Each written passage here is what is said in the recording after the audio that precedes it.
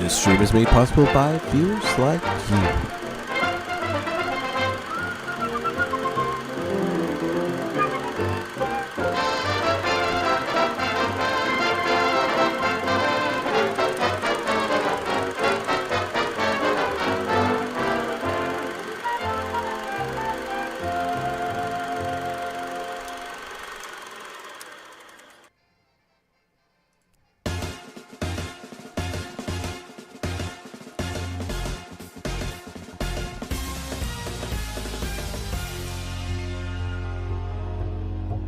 Welcome to the stream, folks. We are going to get started in just a moment.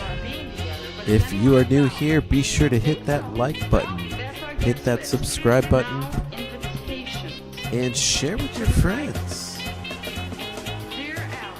I can't do this without you, so thank you for your support. We got a nice stream planned for you.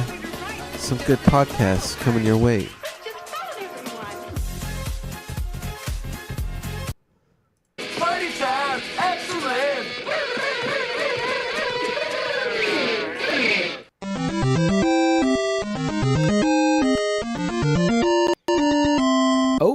Welcome to the stream, folks. I'm HeadshotH4rry. A non-subscriber.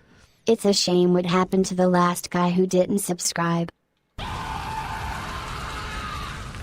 You monster. That's right. Listen to GLaDOS. What up, C? Hello. How are you doing? How is your neck of the woods? Oh, man. I'm HeadshotH4rry, and today we are going to be listening to some sweet UFO podcasts, as well as playing some Minecraft. We're going to be building something cool, hopefully something that fits today's theme. I'm going to start the podcast in just a moment. Yeah, I'm good to go. I'm going to pick this guy up. I'm going to start the podcast. I'll be here, okay? So if you're stopping by, say hi, leave a comment. I will see you, but I won't be doing much commentary, maybe some here and there, but I'm just going to be listening to some really interesting podcasts. Today, our first podcast, what we have in store, a very special one that is bound to intrigue, one that is bound to pique your interest. We got Jesse Michaels of American Alchemy on YouTube. Be sure to check out his channel. Links to all these podcasts will be dropped in the description below. But first up, we got Jesse Michaels with American Alchemy featuring John Blitch. This is going to be fantastical. And it's supposed to be a good one. So without further ado, I'm just going to start it up and get to building. But this is bound to be a good one. I promise you.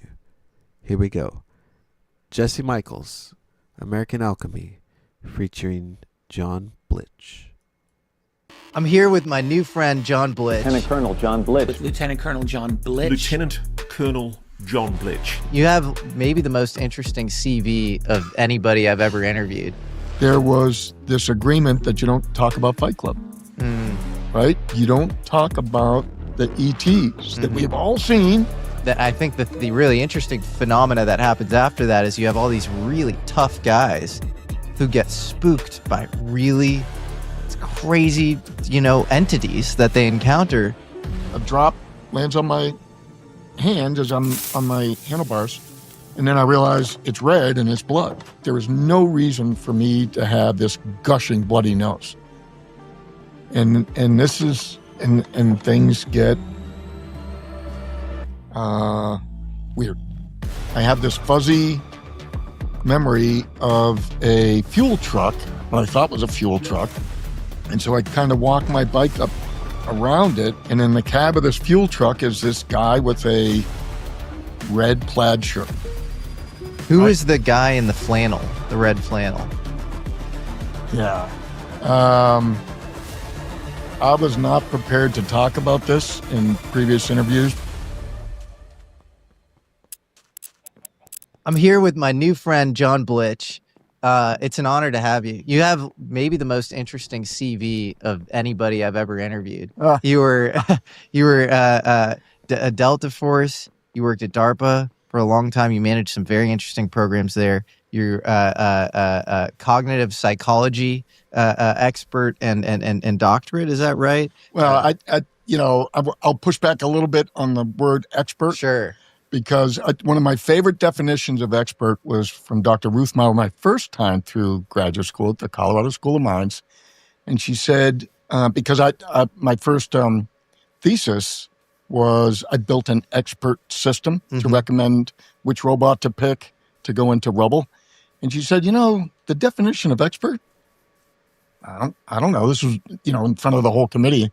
And she goes, well, X is an unknown quantity and a spurt is a drip under pressure. So everybody cracked up. I was loving it, right? And so, I don't claim to be an expert in anything. All I would say is that I've made a lot of mistakes, and that's a good path to learning. So you really came on the public scene around this, recent UFO whistleblower revelation. We've really crossed a Rubicon of sorts in kind of UFO alien world, where you have this guy, Jake Barber, who's went through kind of the combat control pipeline, Air Force Special Forces, ended up being kind of sheep dipped, to use like an intel military world term, where he was sort of erased as a person. He was director of helicopter, operations or whatever for a specific company, generic company, but really he was retrieving UFOs. And he has come out with a story via me and Ross Coulthart, and he talked about retrieving an egg-shaped craft and then an octagonal craft. And you've come out in support of him, and you've had some incredibly interesting experiences yourself that came out in this Ross Coulthart interview. And so do you want to talk about some of your own, personal paranormal experiences? Sure. Well, first of all, I want to thank you for letting me take off my academic jacket, right? I should have had like leather pads sewn on the sleeves or whatever and relax a little bit, hence the shirt, right? The interview with Ross was pretty serious, right? Because I was trying to help these guys and sort of support them so they didn't get whacked, right? I mean, that was deadly serious stuff. Yeah. So now, in this environment with you, I'm kind of excited to let the hair down a little bit, what little hair I have, and have some fun. Yeah. So we can get into some of those more open-minded speculation, wild speculation sorts of things. But there's an underpinning of science that's really important. Up underneath this. And so I want to push back a little bit. The Air Force doesn't use special forces. That's kind of an Army term. So Air Force they have their ground special operators in organizations called Special Tactics Squadrons. And so Jake, as what I was able to verify was his track record in a pre-CCT training program. Yep. And so that's as far as I was able to validate via his records. But that's still very impressive. And what's important about that is a lot of the military, whenever you, at least the way the Army did it, before we would go to scuba school, for example, Key West, the Army figured, if we're sending these guys down to vacation land down there for 3 weeks, we're going to make them earn it. So it's going to be tough. And it was as one of the most difficult schools I've ever been through. Because most humans, I shouldn't say hate, but I'm reluctant to put everything in one absolute declaration, all, right? But the vast majority of humans are deathly afraid of drowning. That's why waterboarding works, right? And so holding your breath underwater and forcing you to build up your CO2, it's not lack of oxygen. It's an excess of poison, the CO2 that builds up in your lungs. That can put anybody into a frantic state, pretty much. And that organization did that, the underwater operations group down there. So what we used to do is we would have pre-scuba class. And that would kind of wash folks out so that before you spend all the money to send somebody all the way down to Key West in vacation land and absorb all those resources, you want to make sure they're going to pass. So typically the pre-scuba, pre-ranger, pre-CCT is usually more difficult. And so the fact that Jake made it through that is a big feather in his cap. And you believe him that he was then diverted to this sort of, anonymized program where he was working for specific contractors to retrieve non-human craft? Yes, I believe him. Again, I always make this distinction about what I know versus what I believe. And you believe. And oh, yeah, absolutely. And it's not just based on him. When we first met, I met all four of his full team of four.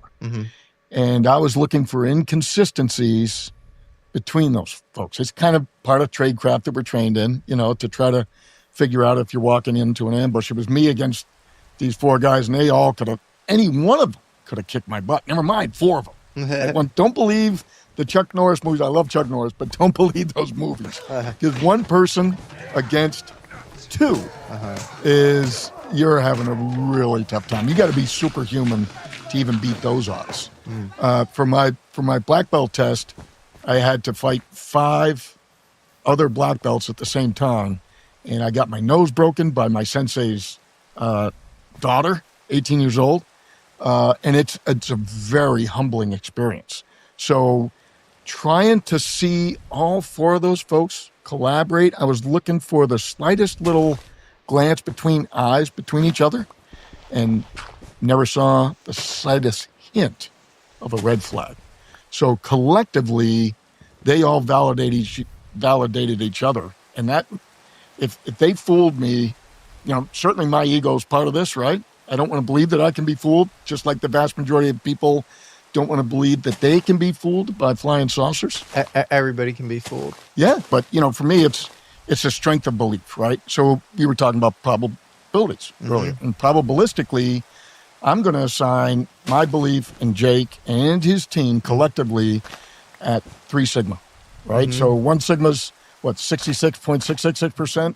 2 is 97%. So that's an A. Yeah. I'm talking A plus, right? Yeah. 99% sure that what he told me on my boat and all of our interactions thereafter, straight up. I'm up there too on especially the prima facie story, and then the thing where I feel like even he would have maybe 1% plus doubt. I don't know where he's at, but was this egg-shaped craft non-human? To me, it's if it's just like the UAPTF, is assessing it, and then he's going off his own knowledge, which is clearly advanced when it comes to aviation, and then it just looks very anomalous. Still, what is that thing? I don't know. Right. What do you think? Right. Well, I think the 2 most important things that I took away from that interview. Now, when I did my interview with Ross, I had not seen Jake's or Fred's or Don Paul's interview. So we were all, and I understand why Ross probably wanted to do that. Yeah. Just like you said, you want to kind of do things independently to make sure that there's no coordination, crosstalk, right? Yeah. And so I get that. But I was deeply emotionally moved by his tears. Yeah. I felt like I was possessed by the most beautiful spirit I'd ever been possessed by. And when he was talking about that feeling of love coming from whatever the craft it was, I don't think it was coming from the egg. He was telling that was the 8-gon. the 8-gon octagon shaped craft. So that was extremely powerful and extremely important. Yes. That, this Independence Day alien invasion, rhetoric and narrative, we really need to squash that down. And then the second most important thing, or actually, I think that was the second most important thing, because the viability and so forth. And I picked up on that when we were out on my boat. We originally, I was trying to convince them to come forward, help convince them. But the most important thing was his refutation of ontological shock. And he said, and I asked him immediately after I saw him, called him and said, hey, can I use that quote in my book if I ever get this damn book published? I don't believe in ontological shock. I believe in ontological relief. And I couldn't agree with him more. That I think, current society is, look, we are sick and tired. We have lost all faith and confidence in our government, not just our government, but the world's governments across the board. So we're way ready for this, right? And so that was my most important takeaway from what he said. And the other aspect of that that's kind of interesting, hypothetically, since we're happy speculation here, right? Maybe that craft itself could have been a living being, right? You hear that, from time to time. So the woo-woo literature, in my two libraries, my peer-reviewed academic literature on one side of my basement, and then my woo-woo literature on the other side. Those are really starting to overlap now. Yeah. And so there's plenty of data in the woo-woo literature that supports that these craft may be living entities. Well, let's get into that, because you've had experiences since you were a kid, and I want to get into those core experiences as well. But just the idea that these might be living beings, I find it so interesting. People are so indexed on was it non-human or was it human? And then what if you get what you want and you see that high fidelity, 8K video of a thing in a hangar, or you step inside the thing? What does that get you? You have no idea what you're looking at that point. And so, to the extent you've been studying this stuff for decades, because you call yourself part of the invisible college, what are we looking at? What's the greater ontology or worldview or metaphysics that comes with aliens, which have to just be the tip of the iceberg? Fellow alchemists, it's a new year, and that means it's time to get organized and take control of our financial wellness. For me, Rocket Money has been an absolute game changer.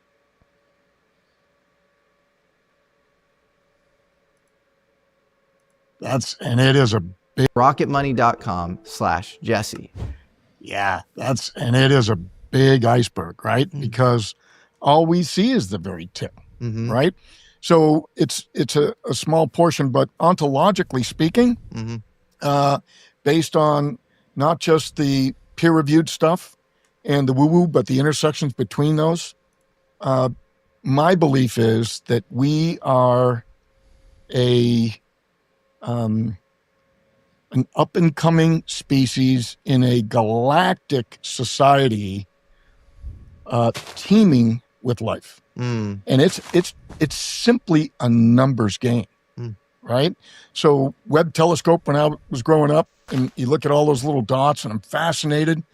And the little dots you think they're stars, you're told they're stars. So those must be solar systems. And then as we go from Hubble to Webb, and we realize, whoa, wait a minute. Those aren't solar systems. Those are galaxies. So a galaxy with billions of solar systems in them. And then the dust that you see in the background, those are galaxies. Yeah. Right? And so it's just mind-blowing. Yeah. The magnitude of that, right? Yeah. And so the likelihood that, and then when you take the age of all this, are 4 billion years here, right? And you extrapolate from that, it is a ridiculous notion that we are alone. So I agree with that. And you have the Drake equation, the Fermi paradox, all these things mathematically pointing to, it being Occam's razor that we're not alone. Right. The most likely answer is that we're not alone. And simultaneous to that, how do we know that our cosmological models are right at all? Because our physical models of the universe are always wrong at any given time. They've just always been wrong historically. So they're probably wrong now. And I think about a rocket that's 2 degrees off course, and then it ends up 99 degrees. It's like air propagation. It ends up like way off course because it's 2 degrees off course, and then that multiplies down the line. Absolutely. It's not linear. So like, right? what if that's true with our models of physics, where our understanding of the microscopic might be way off? Like we can't figure out quantum gravity, for example. There are like issues with our understanding of the physical universe on like a really small scale. So given those issues, wouldn't you end up with a scaling problem in physics itself, where our cosmological models end up like this crazy kind of glued together patchwork quilt? And we're probably so off on like even a lot of that stuff. And yes, you can see some of it obviously with James Webb and Hubble and that sort of thing, but I mean, who knows? Like, you have this idea of an observer dependent universe, like the Wheeler thing, or delayed choice stuff. And if any of that, or like these, the anthropic principle, the idea that like, maybe physics and the universe itself is comported to our perceptual filters, then like, what do we know at all about anything? Like, it's just like extremely, complicated. Right. Like maybe, I don't know. What do you think? Well, so let me back up to the Fermi paradox, which I claim is absolute BS. I love the guy. I respect the science. Yeah. But it is based on a very flawed assumption, which is, okay, if there's really is this cosmic galactic society, where are they? Right? Why aren't they landing on the White House lawn? Well, the underlying assumption with all of that is that they want to reveal themselves from a special forces, parachute behind enemy lines, and study a society, and then pick them, choose them, and then train them to rise up against their own tyrannical government. We don't want to be found. And so my overlay of my bias is sometimes they want to be found, sometimes they don't, just like we did. Sometimes we want to be seen blowing up a bridge to show that that country cannot defend its own people, right? Or maybe we stay behind and we get some of their own folks to do it. So it's part of this influence thing. Yeah. Well, there's also, you have like the 3-body problem, this great Chinese sci-fi trilogy. Yeah. And in that you have the dark forest analogy and this idea that it's actually adaptive often for aliens to hide themselves or to infiltrate and to do, sort of deceptive scheming and not to just like land on the White House lawn. Right. And especially if you're dealing with this like sort of, unevolved, like if humans are like not where we need to be and you present yourself and you're seen as this kind of foreign invader or whatever, like that's not going to go well, right? So you'd rather just like incept them with ideas, kind of subtly manipulate them or whatever, but go about your business. And it's actually adaptive from a survivalistic standpoint to just not even show yourself, not reveal yourself. Well, and you can totally invalidate, if you're a behavioral scientist, right? You can totally invalidate all of your experimental results, trash your own experiment by revealing yourself, right? And so we have this notion of informed consent. We were talking about this last night, about the maybe there's a galactic IRB, Institutional Review Board, that's really fascinating. So it's almost like, you can't bias the experiment, so you can't show yourself. That's so interesting. Do you think that humans are an experiment? Some sort of genetic experiment? My belief is that absolutely.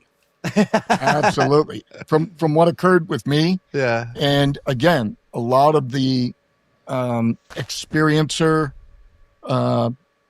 literature is strongly suggestive of that. And a lot of us, I don't want to speak for all experiencers, all abductees. Abductees are a subgroup of experiencers. There are plenty of people that have interactions, right, that are positive and kumbaya and good for you. Yeah. There are others of us that have been terrified, right, and feel like lab rats. However, in retrospect, I was young and combative, and angry. Yeah.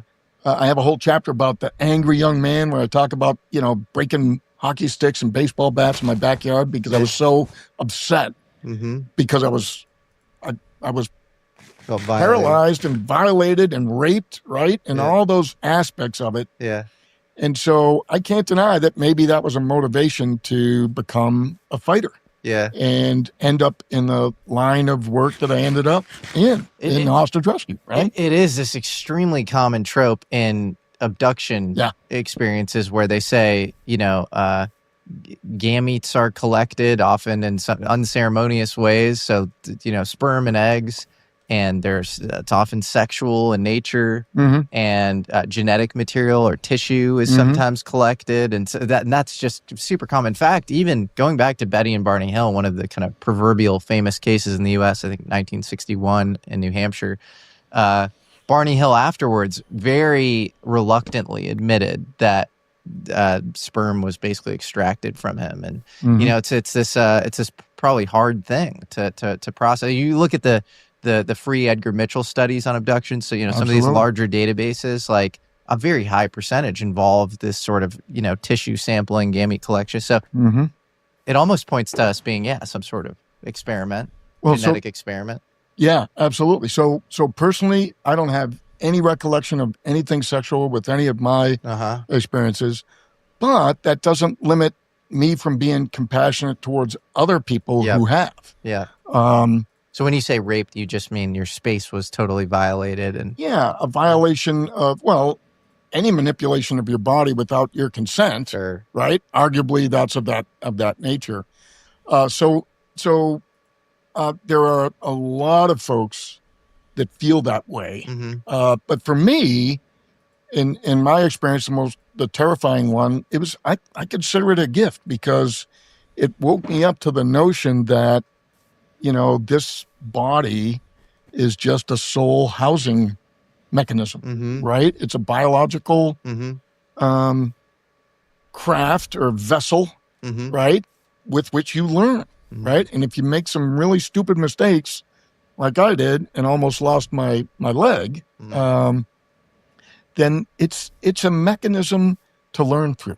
Right. And so it was very much a gift. But as a youngster, a combative commando where I was all about, violence for justifiably for good reasons. Right.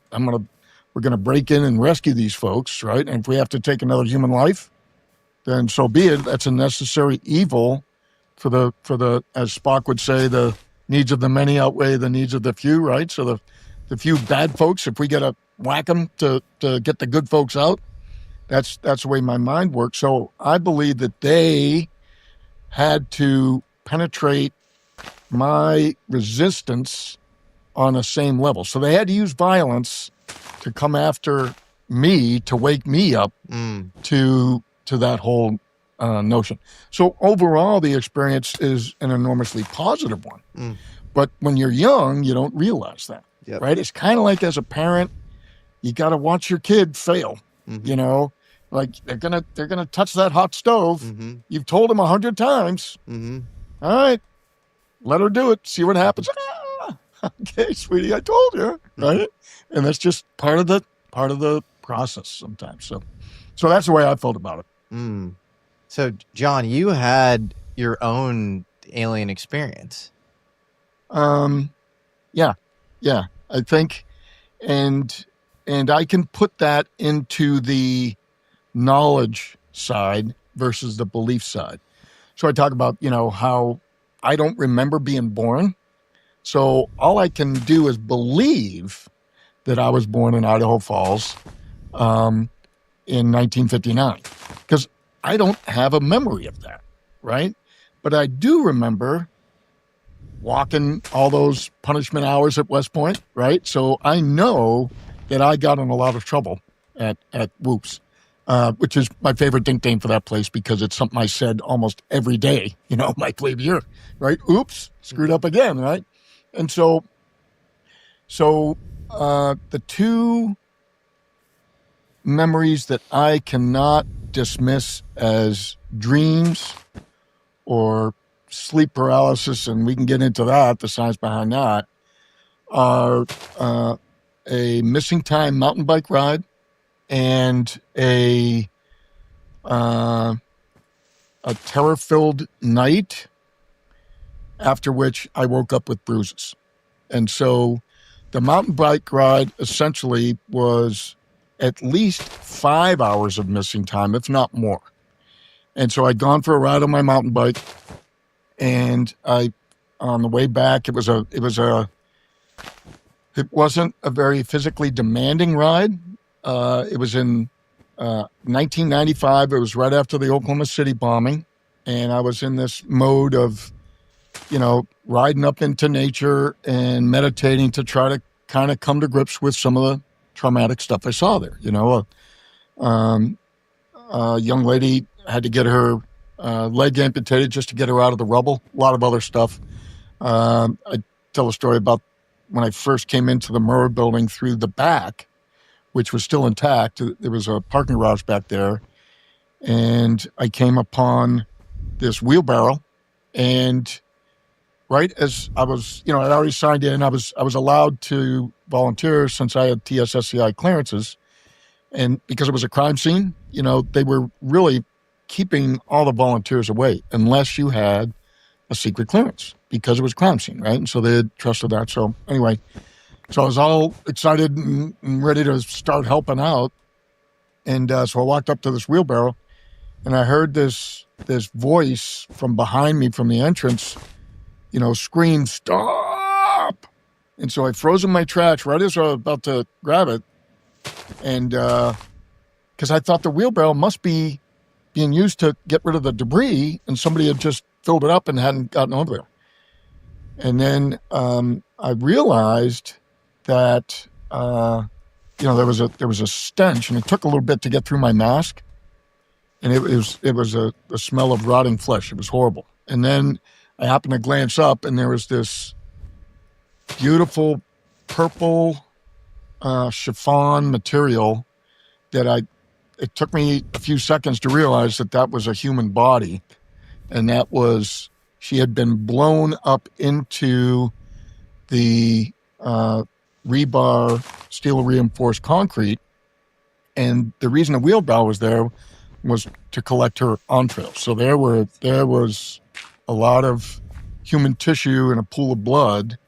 And so that's why the voice didn't want me to move that. So that stuck with me over the years, or Whoa. over the, So when I got back, so I was dealing with stuff like that. And so I took this mountain bike ride. Pretty standard for me on a weekend, right? Go get a workout, meditate up on top of this beautiful park called Daniels Park, still there. Very built up now since then, over 30 years now. Where's Daniels Park? That's in Daniels Idaho? Park is southwest of Denver. Okay. So it was a sort of a little yuppie neighborhood that we had bought a house in. So and it was very remote at that time. Now it's its own city, but at that time it was just this old ranch. So happened to be co-located with a ancient Indian burial ground. And so I have a bit of Native American blood in me. My great-grandfather took a Sioux wife when he was traveling west as part of, I don't know if it was the gold rush or what.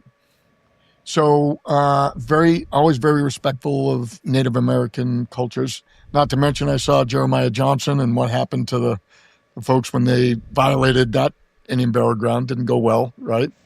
Maybe we could talk about that in this notion of, advanced cultures meeting less advanced cultures, and usually doesn't go good for the less advanced ones, right? Yep. Anyway, so I had ridden by it several times and just noted it.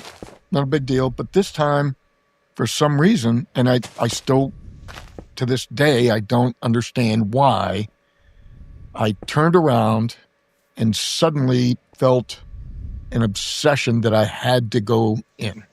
So I grabbed my mountain bike and I climbed up over this fence, got on the other side, and I climbed into the saddle. And I was going to ride down. I was like, no, that's not respectful. You don't ride a bike in a cemetery. Matter of fact, you'll get fined. You'll get thrown out of any national cemetery. You try to ride a bike in Arlington, good luck on that. You will do some time in the slammer, literally for that, because it's just so disrespectful to all the veterans, whatever. So I started walking, and then I felt a drip on my nose, and I'm, again, scientifically with Occam's razor, trying to slice through anything, even now. But I wasn't sweating. Why? It wasn't hot. I was coming downhill. If anything, I was a little bit, cooled. So why am I sweating? And a drop lands on my hand as I'm on my handlebars. And then I realize it's red and it's blood. I'm like, oh, crap, I got a bloody nose. But it wasn't just like a drip every few seconds. It suddenly became a gusher. I'm like, what the hell is this? I didn't fall off my bike. We've been living here for a year. And so it wasn't like I'm suddenly dry. I'm thinking of all these mechanisms, right? And so there are a lot of experiencers and abductees who do this to ourselves. We try to scientifically dismiss it. Randall Nickerson, one of John Mack's patients, and I talked about this at length, that we don't want to believe it. So we try to categorize ourselves some other way. So I'm trying to convince myself I hadn't fallen off my bike. There was no reason for me to have this gushing bloody nose. But I laid down and I was out immediately. Like, it didn't take more than a second to me be unconscious. And I woke up freezing.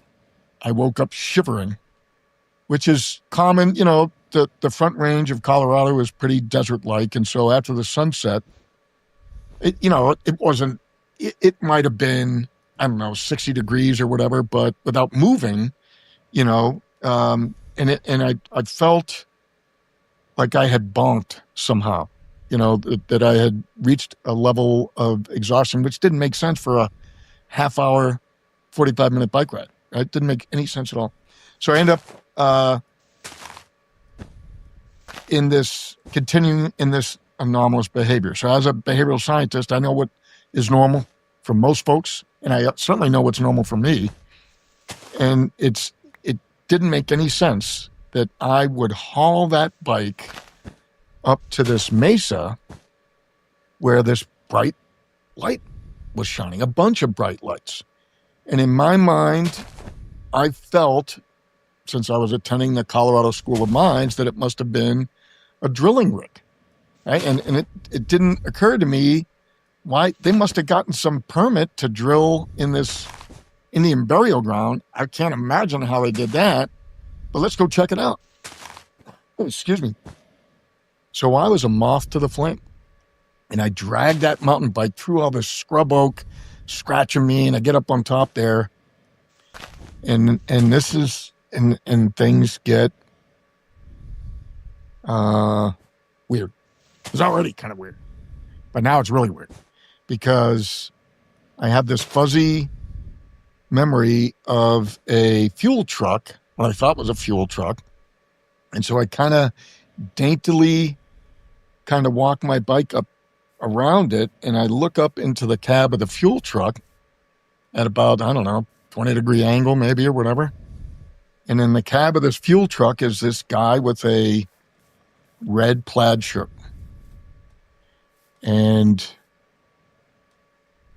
at that point, I become very anxious and afraid. And I turn around and I walk my bike back around the back of that fuel truck. And I sense that there's a clearing over in front of the fuel truck with a bunch of other lights or whatever. So I'm imagining, some sort of drilling operation. Maybe there's 2 or 3 vehicles over there with the big, drill or whatever. But I don't have any crisp memory of that, which is just weird. And so I'm going back through the scrub brush. I know that there's kind of a clearing, and there appears to be a road over there. But rather than walking my bike over to the road, I keep walking it through the scrub brush. It makes no sense. But I'm very afraid of those lights and that area over there. So I skirt around. As soon as I get to an open enough segment of the road that I jump on that bike, and I am pedaling to save my life. And I am just terrified, screaming as fast as I can go. I go down this hill and I see a light on at a ranch house. And I'm thinking to myself, okay, I've left whatever that was back behind me. Now I start thinking, I need to call Cindy, my wife, and let her know, because, I mean, it's not like a half hour after sunset. It is several hours after sunset. And so I'm just going to stop in on this ranch house and ask them to use the phone. You know, this is 1995. There's no cell phones, right? So I go down this, you know, it's kind of a long dirt driveway. And I stop about halfway down because I realize there's no lights on. I'm thinking, you know, at worst, I might interrupt them in the middle of dinner. No lights on. So then I realize, oh, wow, it must be really late.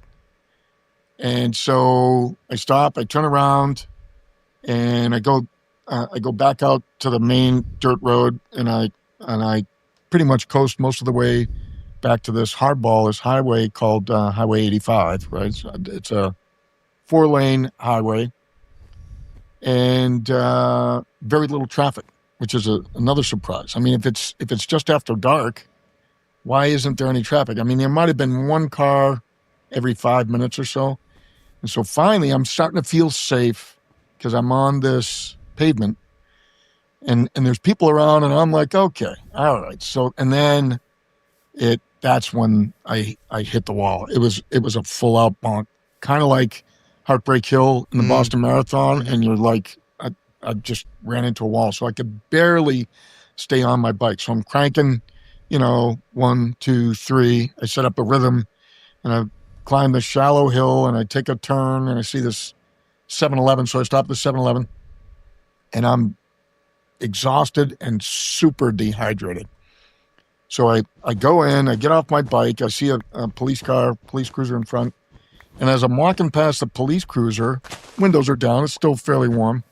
And I thought I heard my name as I walked by, but I didn't stop. You know, tradecraft kicks in, and I'm slow for a little bit, and then I just open the door and go in. And I get these 3 32-ounce orange Gatorade jugs. And I downed one of them before I even got to the cash register, and threw a 20 on the counter and walked out. And, how old are you at this point? let me see. So this was 95. So I was born in 59. So what's that? 30? 36? Yeah, ish. Yeah. Mm-hmm. So this, and I'm in pretty good shape. And are you in Special Forces at this time? Or no, I had just finished 7 years in Special Forces, 5 command tours spread over 7 years. The first of that was as a Pershing II missile guy, and then the final 4 were in special ops. Okay. So I felt like I was in pretty good shape. So you get your Gatorade. Get my Gatorade. Well, the other one I just put in the trash as I was walking out. Yeah. Cop gets out of the car, comes up, says, "Are you Mr. Blitch?" And I said, "Yes, sir, I am." And I was about to ask him why. Am I in trouble or whatever? He goes, "Okay, well, I just want to let you know your wife called in a missing persons report. And so if it's okay with you, I'm going to radio in that we have found you. And, would you like a ride home?" Now, the ego says, hell no, you never accept a ride from anybody. I'm going to carry my own rucksack all the way home, blah, blah, blah. But what I really said was, hell yeah, I'd love a ride home. Because I was flipping exhausted. So he threw it back, and I go home. And that was that conscious memory. I don't even remember going in the house and climbing into bed. I don't remember anything. But I do remember a dream that I thought was a dream around that same time. But it wasn't, it was an anomalous dream. You know, I've come to realize those the differences between crisp memories, right, and these fuzzy memories. And so then I had this dream that I thought had occurred like weeks later, or at least several days later, where this big bug came like through the screen door on our deck. This is a deck that's 3 stories up above the backyard, and there's no stairs. So you can only get to it through the screen door off of the master bedroom. And just walks right up through that, and he's standing over me, and he's conveying to me telepathically. What does the bug look like? Big grasshopper, big praying mantis thing, big eyes, and kind of a triangle head. Wow. And so, but I wasn't afraid. It was Similar to like Close Encounters of the Third Kind mantis? I don't remember any mantis, and I thought there was maybe there's a Mandela effect or something, but anyway, you keep going. Maybe so. All I remember is the little gray guys, and maybe a tall, skinny gray guy. I thought there was a tall big eyes, mantis yeah, in the back. Yeah, I don't remember any mantis in that, but he was chastising me, and he was sort of lecturing me in sort of a condescending, instructional way, commanding me to stop wiggling around. And he's telling me, look, this body that you've got, it's nothing but a soul container, and we can't do anything to hurt that or steal it or damage it. We can do a lot of damage to your body if we want to. We don't want to. We're trying to help you. So quit squirming around, and we're going to do some tune-ups here. We're going to work on it a little bit. What do you think the tune-ups were? How were they trying to help you? I don't know. He just, and I never got that level of detail. All I got was, don't be afraid. There's nothing to be afraid of. We're trying to help you. And as an example of how bad it can get, he opens his little triangle face, opens up, and these jaws open up, and he starts tugging chunks of flesh off of me, from my cheeks, my shoulders, and he's flinging it, and there's blood spatter and everything, and it should have been absolutely terrifying. Were you bleeding? And I felt the tug on my face. But he's ripping skin off your face. Yeah, I felt the tug. What? And there's blood splashing, and the whole time he's like, see, this is what we could do to you easily, but we're not doing that. Afterwards, were you bloody due to that? No, never any indication of anything. This is like mental imagery that I'm receiving. Okay. So this doesn't feel like a physical. No, it did feel like it. It felt like he wanted me to feel. He wanted to simulate that you could. Okay. Right. He wanted me to know that they could rip me to shreds if they wanted to, but they couldn't get to my soul. And even if I died in that process, I'm going to come back. There's a soul that's going to come back, and who knows? I might come back as one of them and come at them. So that was all that in a very intense moment, that lesson that just quit squirming around and let us get this freaking done. Okay. And then boom, I was out. That was it. So that was what made that so powerful scientifically is sleep paralysis doesn't last for 5 hours. Yeah. And sleep paralysis doesn't result in my wife getting in her soccer mom van and taking my 2 daughters and traveling up and down that ridgeline for hours looking for me. Wow. Right? And so we can get into more sleep paralysis in a little bit. So there was, Did you have any after effects physically? Did you have any marks, any implants? What is up, Alchemist? If you're interested in joining group calls with me and accessing exclusive released guide on the left, Probably thank you interesting. so much. Back to the, Enjoy the rest of today's episode.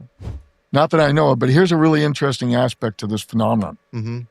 Is that pretty much across the vast majority of cases that I've read about, there's a common factor that I like to coin, or I like to capture in the term irrational ambivalence. And what happens to a lot of experiencers is they have these anomalous events that occur and that are independently corroborated by a next door neighbor, your family, your loved ones, your teammates. And they're like, don't you remember this or that? Don't you remember that you walked back into the foxhole? Don't you remember that we were looking for you? Don't you remember the cop? And there's often a like, yeah, but so what? And so it's an irrational response to something that should be at the forefront of all of your behavior. You should be looking into that. I should have been checking for my cheeks or whatever. Nothing. I did tell my wife about that dream. And she was like, yeah, okay. And it was this ambivalence, this laissez-faire attitude towards it all. So it's almost as if in a hypnotic suggestion, you're told, in many cases, we are told, don't worry about this. You won't need to remember this.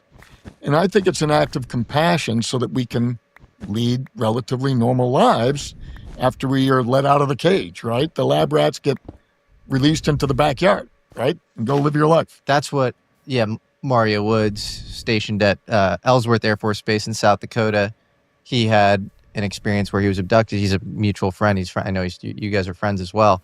And he said that the beings came up to them. They kept saying, do not fear, do not fear. That was like this recurring kind of trope. The words do not fear travel through my body like a vibration, like a hiss. But I kept hearing over and over, do not fear, do not fear. Do not fear. That's wow. Do you have a sense? Because he says he became interested in things after that experience that he wasn't prior. And he realizes, he's like, I know this sounds kind of weird, but he's like, I got very interested in pyramids. Is there something like that for you where you became newly interested in certain topics? Did you have a mission that you didn't prior? I didn't become interested in pyramids, not right away. But I did change my behavior that in a way that was reported to me by my wife and my daughters, which was I suddenly wouldn't squash a bug or use a fly swatter. I would go to the kitchen, grab a glass, tell my daughters, don't squish them. I would escort these bugs out of the house. Specifically all animals or bugs? Pretty much all animals. Because I was going to say, if it was the bug thing, then it might have been the mantis specifically that you felt an affinity for. Right. But it was like dogs too, you felt like more loving towards, or was it bugs? That's a good question. And I don't, my first wife passed away in 2014. I'm sorry. A wonderful and angelic soul. Yeah. And I sometimes I wonder if my current wife is her reincarnated. Wow. Or if there was some, because they're so similar. They're wonderful, absolutely wonderful people. And so I should have asked my daughters that, if my attitude towards our Labrador Retriever changed at all. I don't have a conscious memory of anything changing. But I do remember the bug behavior, the insect behavior, which is really interesting. And up to that point, I mean, I thought like the vast majority of humanity or our society in the mid-90s all aliens with the little gray guys. Yeah. All aliens look just like Steven Spielberg represented in Close Encounters. Yep. Right? Yep. And so I was totally unprepared for anything looking like a bug. And so that reinforced my perspective at the time that it was just a dream. Yeah. So that was one, what I call an irrefutable case that I cannot scientifically dismiss as a dream. Because a dream doesn't result in your wife searching for you for hours and calling the cops. No. Who is the guy in the flannel, the red flannel? Yeah. I was not prepared to talk about this in previous interviews, but since we're in speculation world here, Yeah. and I can let my guard down a little bit, and I thank you for that. I thank you for this environment to be able to do that. So I do want to talk about a little bit of the science behind this, if it's okay, right? Sure. So after I told that story on a previous interview, and I've been coached and cautioned many times, look, don't look at the social media. Don't look at any of the responses to this. Don't go back and look at it. And so for the longest time, I didn't. But I did, take a peek, and probably the most vicious trolls that were coming after me was like, this guy claims to be a psychologist, and he doesn't even know what sleep paralysis is. So, for all you trolls out there, I love you, and I'm going to push back in a loving manner as if we were on opposite football teams, okay? Yes, I know a lot about sleep paralysis as part of my training. Sleep paralysis lasts a few seconds, maybe a few minutes. It does not last for 5 hours. No. Something would be very wrong if it lasted for 5 hours. It does not. In fact, it feels longer than it is. I think the felt sense of it is like that it's half hour, an hour, but it's really splits at seconds often. Yeah, So, there's a lot of time distortion in human memory, and Yeah. and that's also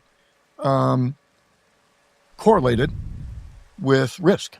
And so if you do one of these adventure rides, like a roller coaster, or you get dropped, it seems like time slows down, but that makes sense evolutionarily, right? Because you want to know all the details. When you're fighting that saber-toothed tiger, you need to know every single detail, because if next time you're gonna have a chance at fending them off, maybe you should slow it down, Yeah. and recognize all that. So it makes a lot of sense evolutionarily. So sleep paralysis does not explain 5 hours of absence. It doesn't explain Travis Walton coming back 5 days later with a full beard. It doesn't explain bruises, right? It doesn't explain Terry Lovelace's cell phone health data that shows he climbed 6 stories in less than a minute in a house that has 1 story. There's no stairs in this house. So I thank you for your opinion, but sleep paralysis is BS. It does not apply to the vast majority of abduction phenomena. So John, who was the guy in the red flannel? So now that we talked about the science and Occam's razor slicing through sleep paralysis, I did have a hypnotic regression session. So from science of... How much of what you just recalled was from that hypnotic regression? 0. Okay, so you remember all. That's all in all of that living is memory. conscious memory, Okay, cool. right? Yeah. And so I want to invoke real scientists, John Mack, Don Donderi,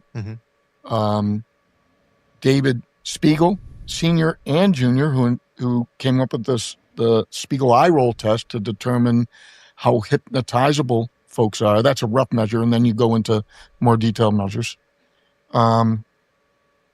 And Andrew Huberman, I mean, you can talk to a lot of folks about the science behind hypnosis. Well, you gave me a really interesting fact last night. You said there are 2 guys on death row right now in Texas, in the state of Texas, and they were convicted due to hypnotic regression, retrieving details under hypnosis, and that is considered super valid by the state. It's across many counties. The vast majority of our legal system is at the county level. And we're compiling a study right now to determine what percentage of counties across the entire U.S. allow hypnotic regression evidence to be admissible in court. And so I don't want to mislead you into thinking that was the only bit of evidence that convicted those folks and put them on death row. But it was some of the evidence that's in there. And so the way Andrew Huberman describes hypnosis is it's a period of relaxed focus, which those sound counterintuitive, right? But it is definitely and verifiable by EEG and a variety of crisp, objective, empirical neurophysiological measures. You know when you're in that role. And so what it does is it allows the hippocampus to stitch back together. I was giving the analogy yesterday about the RAM, random access memory being stored out on the hard drive. And so that's what the hippocampus does, those 2 little horns in the down near the brainstem basal ganglia area of your brain up underneath, and then the cortex up here.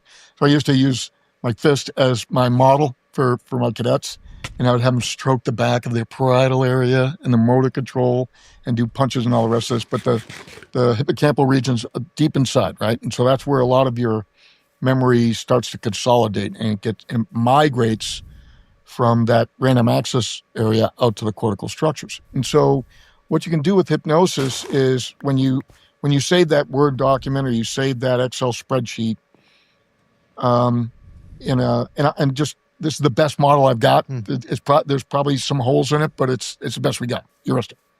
So when you save that Word document, it doesn't get saved in contiguous sectors on that hard drive.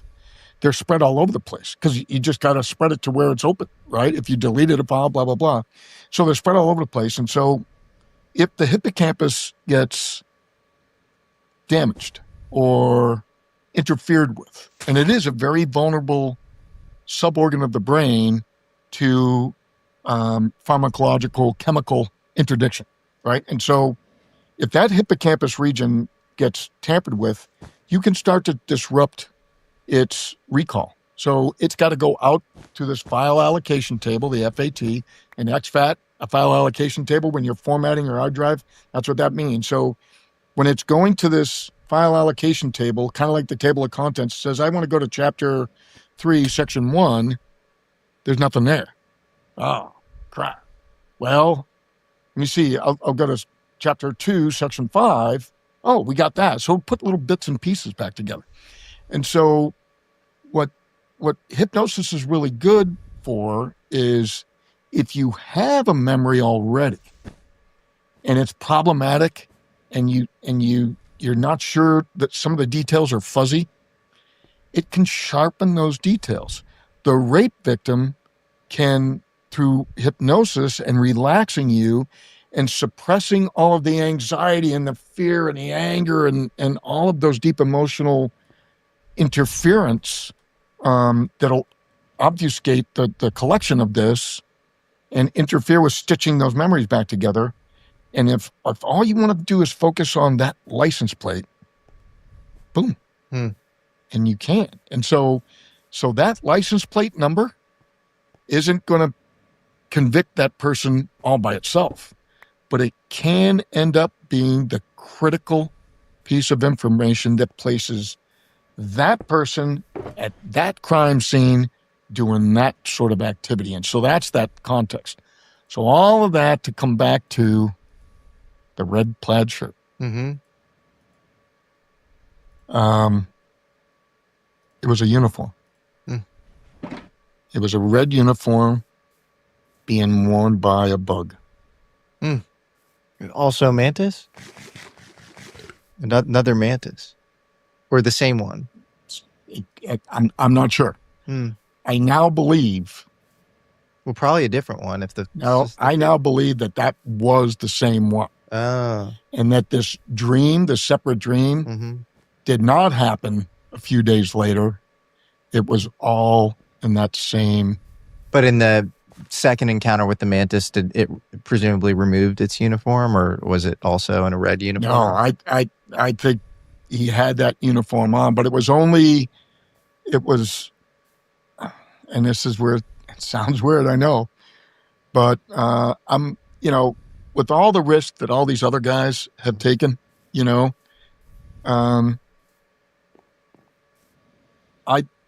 I feel a need to climb out on a limb myself, and share this info. I mean, it's an important aspect of it. So the uniform was primarily on the backside, kind of covering the grasshopper wings. The front, it needed its hands to do whatever it's got to do to my body and its jaws or whatever. And so there was like a collar to it, and there was red on the back. And that's we talk a lot about screen memories, right? And how these can be imposed. And this is the downside to hypnosis, is if somebody is very hypnotizable, yes, you can cause them to confabulate and make connections between things that might not necessarily be there. But the fact of the matter is that all hypnosis, Leo Sprinkle told me this on my first regression session. He wasn't the one that did this with this mantis thing. All hypnosis is self-hypnosis. You cannot hypnotize somebody that doesn't want to be hypnotized. And that's well established in all the scientific literature. What you can do is get somebody to relax enough, to focus enough in recall. And so I now believe that event was all the same event. And so this tall being standing over me might have happened right there at that fuel truck. And I don't have any further details about the fuel truck or about the lights or anything else. But that red shirt was this collared uniform on this thing. Wow. Incredible. It's so fascinating. I mean, there's so many questions. I hope the audience mulls this over and thinks about it, and I will as well, because it's such an interesting... Was that the only alien abduction experience you've had, or? The other one was much later, 20 years later, ish, 2013. And it was when I woke up with the 3 bruises on the underside of my bicep and the 1 bruise on my tricep. And what I didn't tell Ross about that, as I intimated, I sort of indicated that there were some other sort of mysterious circumstances with that effort, and so I'll share that with you, that details. And this was no hypnosis involved. This is conscious memory that I have right now. I've never gone back on a regression to remember any of that. But I do remember standing out on my deck in my house. So I had this really cool house looking down onto Fort Collins.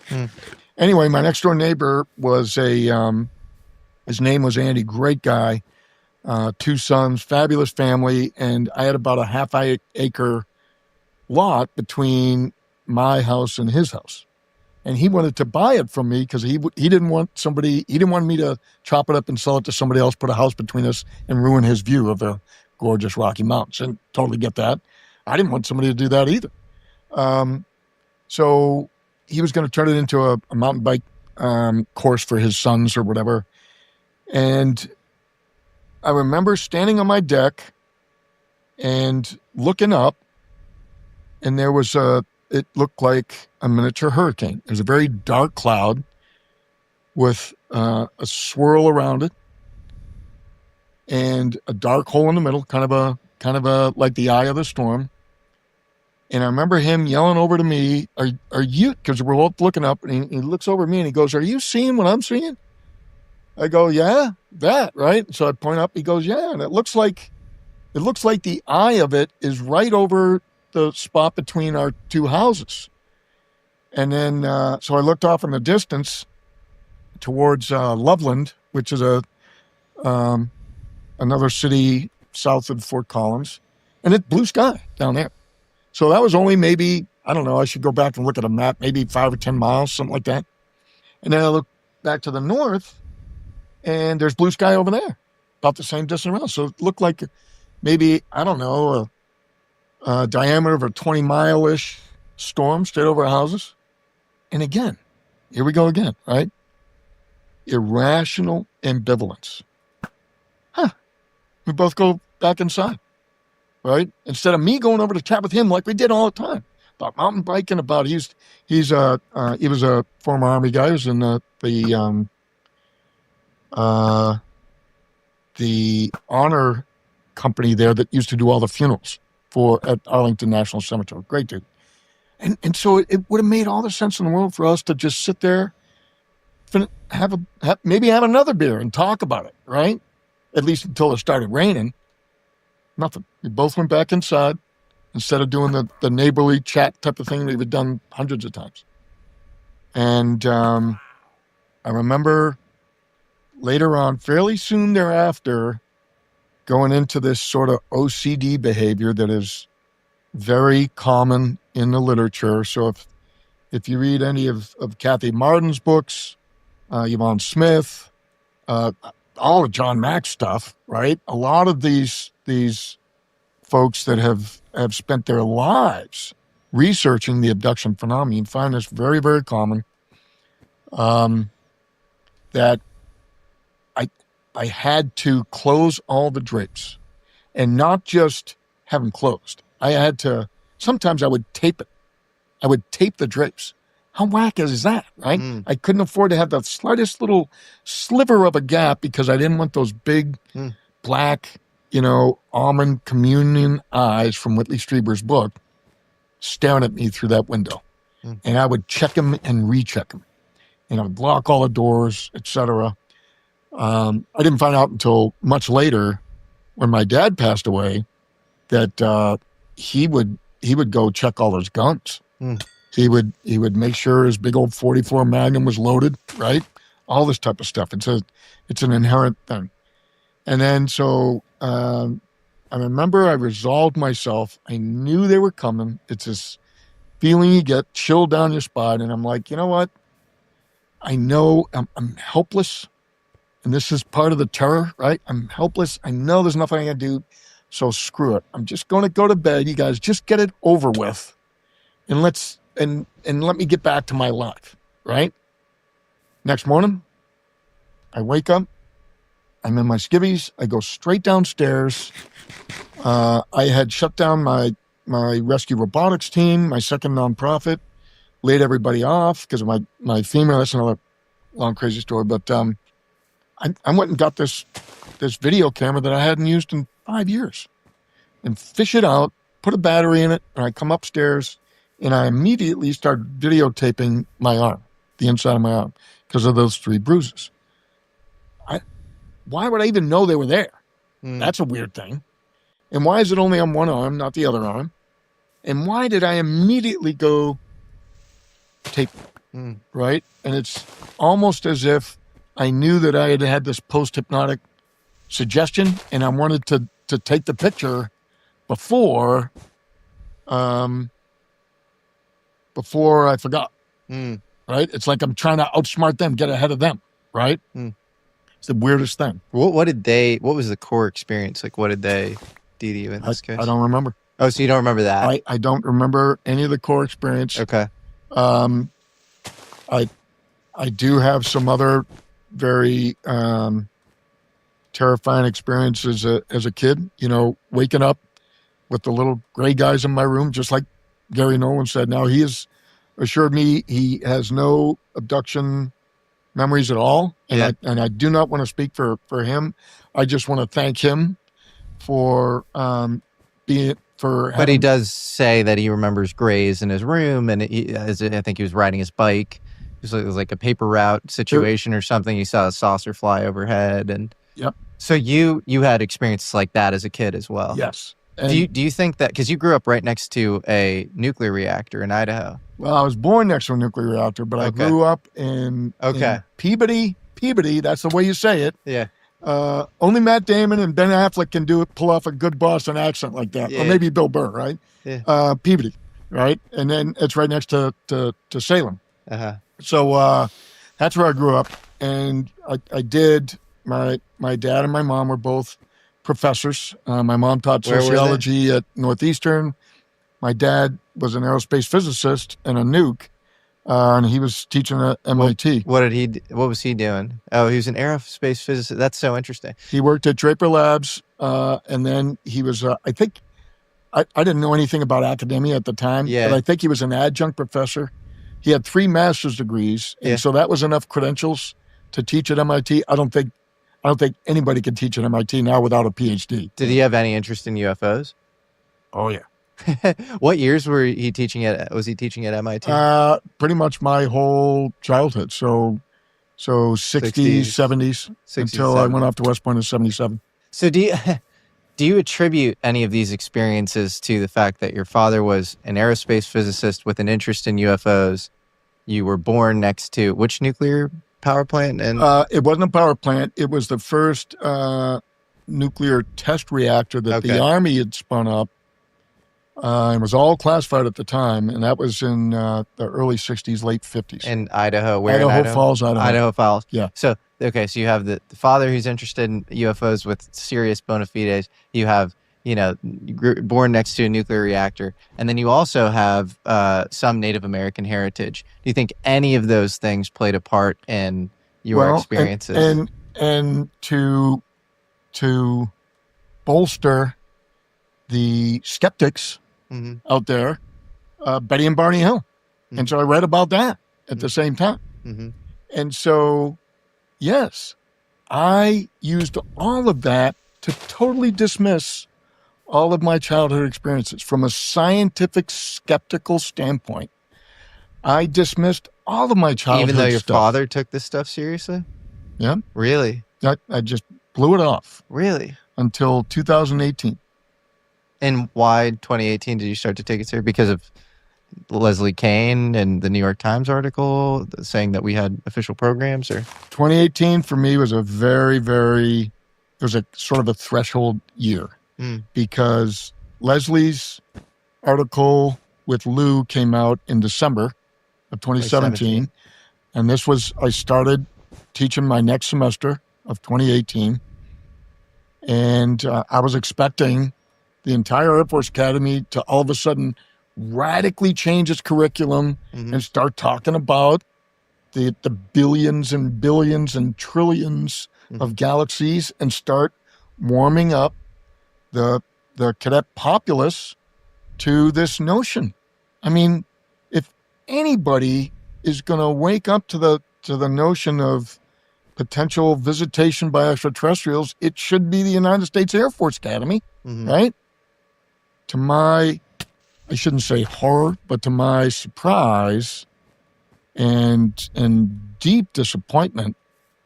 why is that a greater source of conviction for you, like an article in the New York Times versus your own experiences, which are So and then would you argue with your dad? Because if your dad was so kind of pro UFOs, this aerospace physicist, would you say, "Hey, Dad, I don't believe in any of this stuff," even though you had your own experiences? I was on the skeptical side until the mountain bike incident. That was 1995. Oh, okay. And after that point, we kind of flipped. Okay. And I was like, I started rereading. I read the Corso's Day After Roswell. Uh-huh. And I really started digging in. That was a little after. That was 97. That was 97. Yeah, right? yeah. But I had to focus on grad school, right? Yep. You have to maintain a laser focus to get through that. Yeah. Right. So, but but that sort of woke me up to start re-looking into this stuff, right? Mhm. I mean, I used to read UFO books Mhm. during all my boring time in the military, right? Everybody else was, reading So you Playboy were, and Penthouse. so I'm you- reading UFO books. so you were interested in it. I was interested in it, but I you- didn't internalize it to me until after 95, Okay. until after that experience. And it was like those experiences existed in some liminal state, or were you actively repressing them as if they hadn't happened, and then they sort of resurfaced in 95? Or I don't know. okay, What I do know is I bought a lot of UFO books. interesting. So you, on some level, you bought I didn't internalize it. I didn't relate it to myself. it. And I didn't even consciously discuss Yeah. that mountain bike incident. Did your dad have any experiences? Uh, Because it's funny, I just interviewed Jacob Barber, and he said, probably as a result of his work with crash retrievals and UFOs, he has this sort of winged sphere thing show up at his house. We have stuff show up over our house. We have a UAP we call the Angel that shows up, and it looks like it has aura wings. It's blue, and it comes in, materializes, hangs out over the house. It's seen by neighbors. It's seen by everybody, and then it's gone. It shoots into outer space. I talked to Jake's son about this when we were at his house, and Okay. and there's a lot of commonality. But I don't want to speak for him at all. But I do recall having a lot of similarities with my childhood with his, Mhm. which is really interesting. But back to my dad, all I know is he had a lot of UFO books, and I got the impression Mm-hmm. that he didn't want to discuss it with me until I was old enough, and then by that time I had my own career, blah blah blah, and so Did he ever discuss it with you? oh yeah. What did he say? Yeah. He would always maintain this strict, rigid rubric of scientific parsimony. Right. And so he would in an open-minded way entertain possibilities, but then he would have these discussions about, like we were talking about, probabilities, right? What's this and so forth.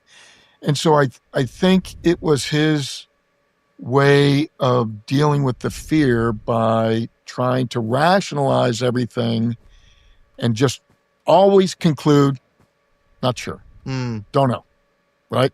But leave it as a possibility.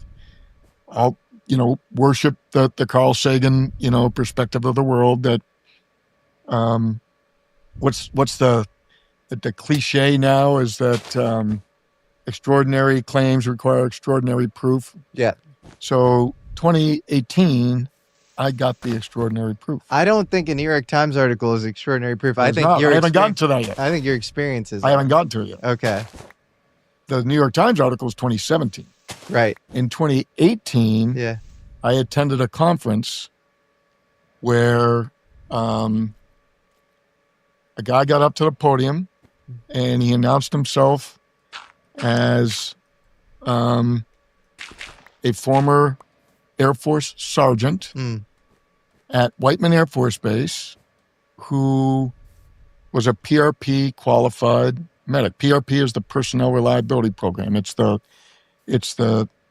HR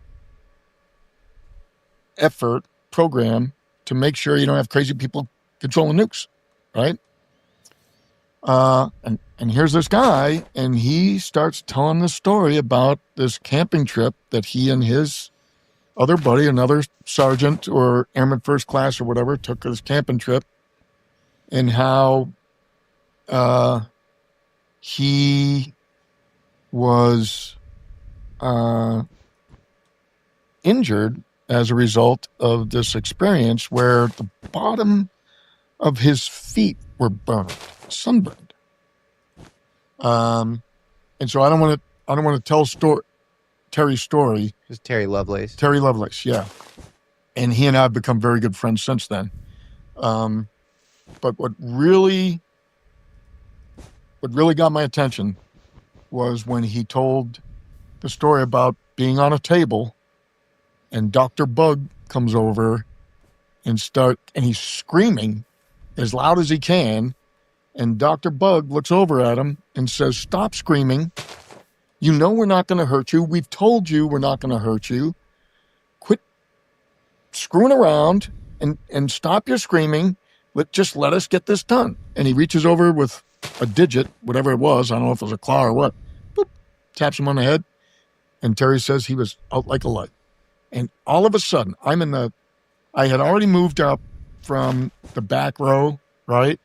Somebody had left, and I took their seat, and I was on the front left, and I'm looking right at them. I'm maybe from here to the wall away.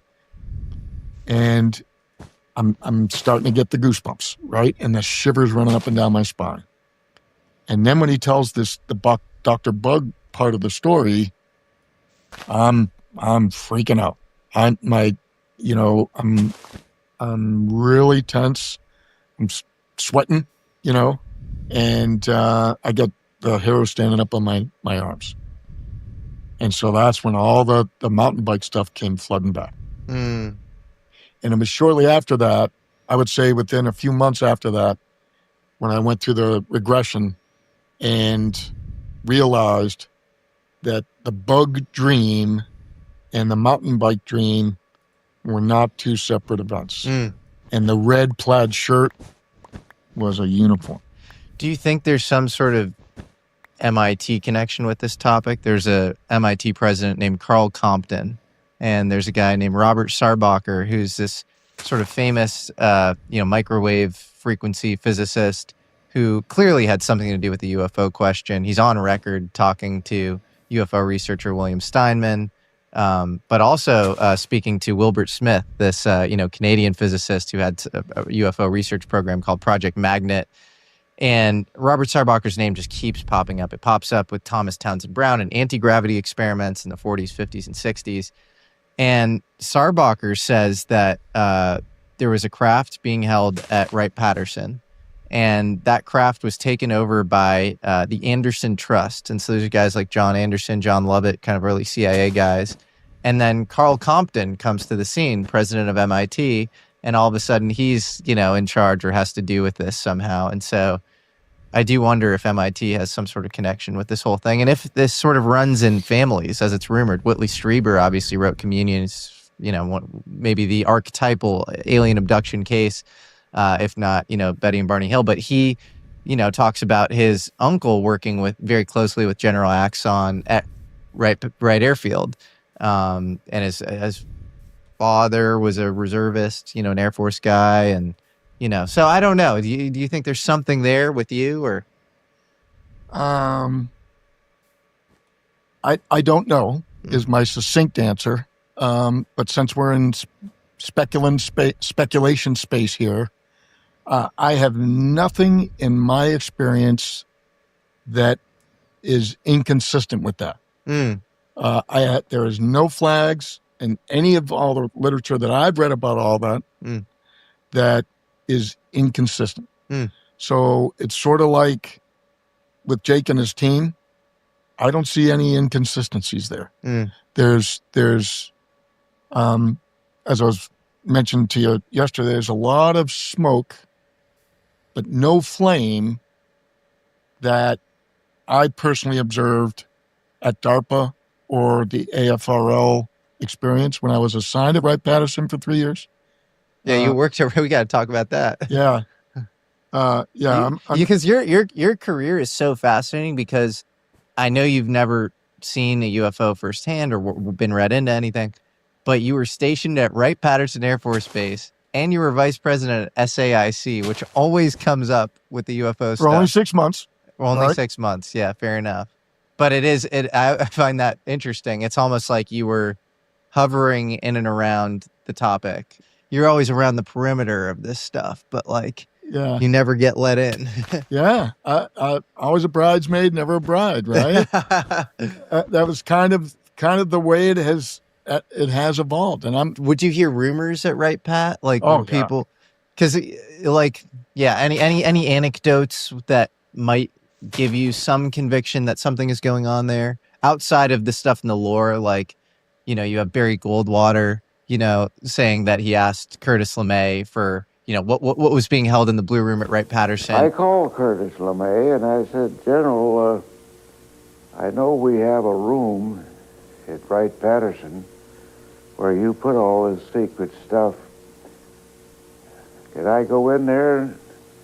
I've never heard him get mad, but he got madder than hell at me, cussed me out, said, don't ever ask me that question again.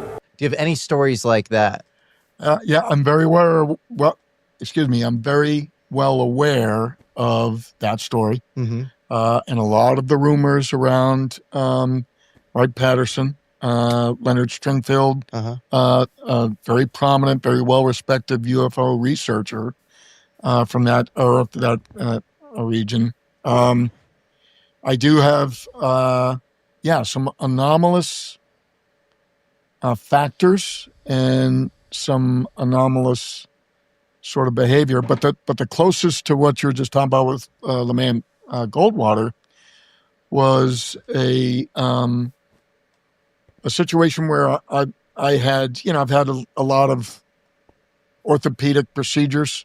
I'm a busted up Humpty, and it doesn't speak well to my athletic prowess that I've had so many problems, right? You look good to me, man. For your age, I'm super impressed. I think you're in good shape, man. So I really needed to, I didn't want to go to a doctor on base. I was dating, matter of fact, she became my fiance, lived about 50 miles away, just over 50 miles away. And the radius of TRICARE military insurance coverage was such that if you lived outside of a 35-mile radius, I think it was 35, it might have been a little further, maybe 50, you had to go to the military hospital on that base. Otherwise, TRICARE wouldn't pay for your care. And so I switched my address to her address.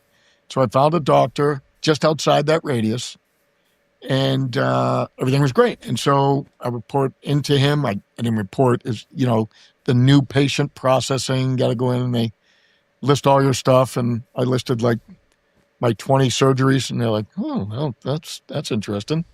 And I was like, I told them the same thing. Yeah, that's just a reflection of my lack of athletic ability. And that's how I ended up with all this stuff busted. So then the doctor comes in, he's looking through everything. He says, and he realized right away what I was doing. He goes, so you're just outside the radius, right? I was like, yeah. He goes, yeah, I get a lot of you guys. Right? I get a lot of guys from Wright-Pat who come to see me because I don't want to go to the base or the hospital on base. And he goes, let me ask you something. Had they let you see the alien bodies yet? And I kind of wasn't ready for that. But I smiled, kind of like I think I'm smiling now. And I was like, no, I haven't gotten right in on that or whatever. And then he was looking at me very seriously. And then he goes, oh, I'm just kidding. Right. And then we get to talking, and he goes, I asked that of everybody to kind of lighten up the mood. Right. He goes, but do you mind if I tell you a story? I was like, yeah, sure. You're the doc, right? You don't have a scalpel held to my neck. So, yeah, give it a go. He goes, well, there was a 2-star general that came in here about 6 months ago, and I did that same thing. And he got furious with me. He stood up, and he came over to me and got like this far in my grill, in my face, and he said, don't you ever ask me anything like that ever again. I came here to get treated, not traumatized by somebody like you. Now, are you going to treat me for this stuff or not? And he just ripped into him. And it immediately reminded me, when he was telling me that story, of this story between LeMay and Goldwater. And I was like, wow. Like he wouldn't have reacted so strongly if there wasn't something there. Right. Yeah. And so, did you hear anything around the base or, anybody talking around? Okay. Yeah. But what was somewhat anomalous is that shortly after I got there, I found out that I had been sort of demoted. It was kind of crazy. So when I was at DARPA, I was a lieutenant colonel, retired as a lieutenant colonel, ended up coming back as a GS-15 to go to Afghanistan to use little robots to go try to find bin Laden in the caves in Tora Bora. Were you literally doing that? Yeah. That's amazing. That's a really interesting Well, story. I got to tell you, this is the first time I've ever talked about that in public. Wow. And Well, the I'm reason honored. is that a tremendously heroic god of aviation told that story, made a reference to that story about 3 months ago Who's that? on the Sean Ryan show. His name is Alan Mack, a legend in the Night Stalker Task Force 160 community. And in the middle of his interview, Tim Gallaudet asked me if I had met Alan, if I knew him, and I said no. And he said, and I don't know if he sent me the link or just told me that he had just done an interview with Sean. And so I watched the interview with rapt attention, and it was magnificent. I mean, the guy, I just can't speak well enough for the guy. And he had a rough time with his wife, and his divorce similar to mine. He had a lot tougher than mine. But in any case, I'm kind of listening. I think I went up to go to the kitchen and make a sandwich or something. And then I hear him talk about how right after he and his guys had inserted all the detachments from 5th Group that is now a legendary, the Horse Soldiers. There's a book written about it, a movie written about it with what's his name, Thor. Not Liam, the other guy. Chris Hemsworth. Chris Hemsworth. Yeah. And so he was this ODA commander, a Special Forces A-Team commander. And they made the movie. The movie made it look like it was one detachment. Well, you got to multiply that by like 36 because there were a bunch of Chris Hemsworth all over the Tora Bora region. And so Al was in his several helicopters. I don't know how many commander, maybe 5, 6. I'm not sure how many. They were the guys that put those guys in. And so after they got done with that mission, they were told that they were going to rotate back to Fort Campbell, Kentucky. So they've been in country for several months, right? And so they're looking forward to going home. And then he got this cockamamie mission to lower a robot down into a cave. That was one of your robots. Yeah. I was the only guy with robots in the country at the time. It had to be me. They were lowering the robots into a cave. And did you have a hand in the mission itself? I was the mission. You were the mission. I had a by name request from my former boss, General Brown, a magnificent warrior and soldier.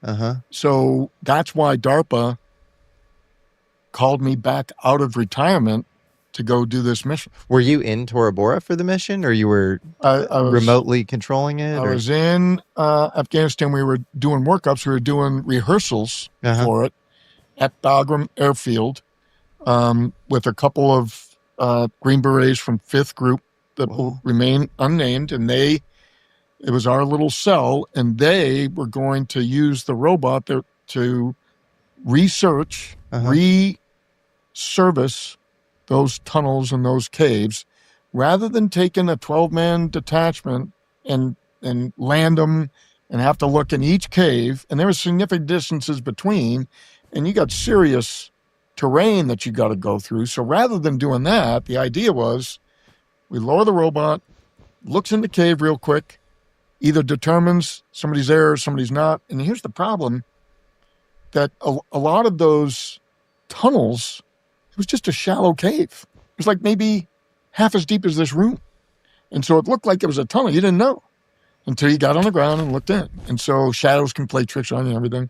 And then the concern was a bunch of booby traps, right? And so the value of my little robots, that's what I was brought into DARPA to look at, is to use little robots to sneak into places that might have WMD. right? And so it made all the sense in the world, especially in the middle of winter with a bunch of snow, right?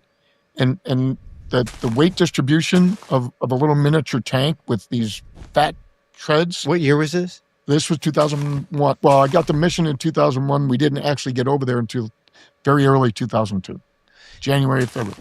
And because for a while we had pretty good confidence that bin Laden was in Tora Bora, right? And then he sort of got away. Like, what happened there?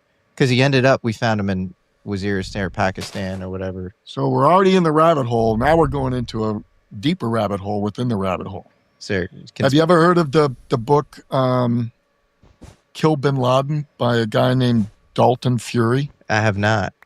Yeah, so if you look at that, we can talk about that afterwards. But that was written by one of my colleagues, a fellow troop commander, not a squadron commander. We were kind of like lower middle management, right? Mm-hmm. And he had that mission. And he asked on 3 separate occasions. He went on 60 Minutes in disguise to tell Scott Pelley that he had direct overwatch on bin Laden on 3 separate occasions. Very close, easily within small arms range. And he asked for clearance to take out the target, and it was denied 3 times. That's really weird. That's crazy. That's so fucked. It's like you just had an incentive to nation build in Afghanistan, then go into Iraq and waste all this time and money, but get Halliburton a contract or something. It's so ridiculous. That's the fact. I gotta read this book. I want to talk to this guy. And I'm sure it's on YouTube. I mean, I've watched it on YouTube several times. He has since passed away. Dalton Fury. Throat cancer. Yep, and just a great guy. Oh man. Very, again, one of these heroes that I had the pleasure of serving in the same unit, not at the same time. I never met him, never shook hands. He came in probably few years after I left. They just let him go 3 times, bin Laden.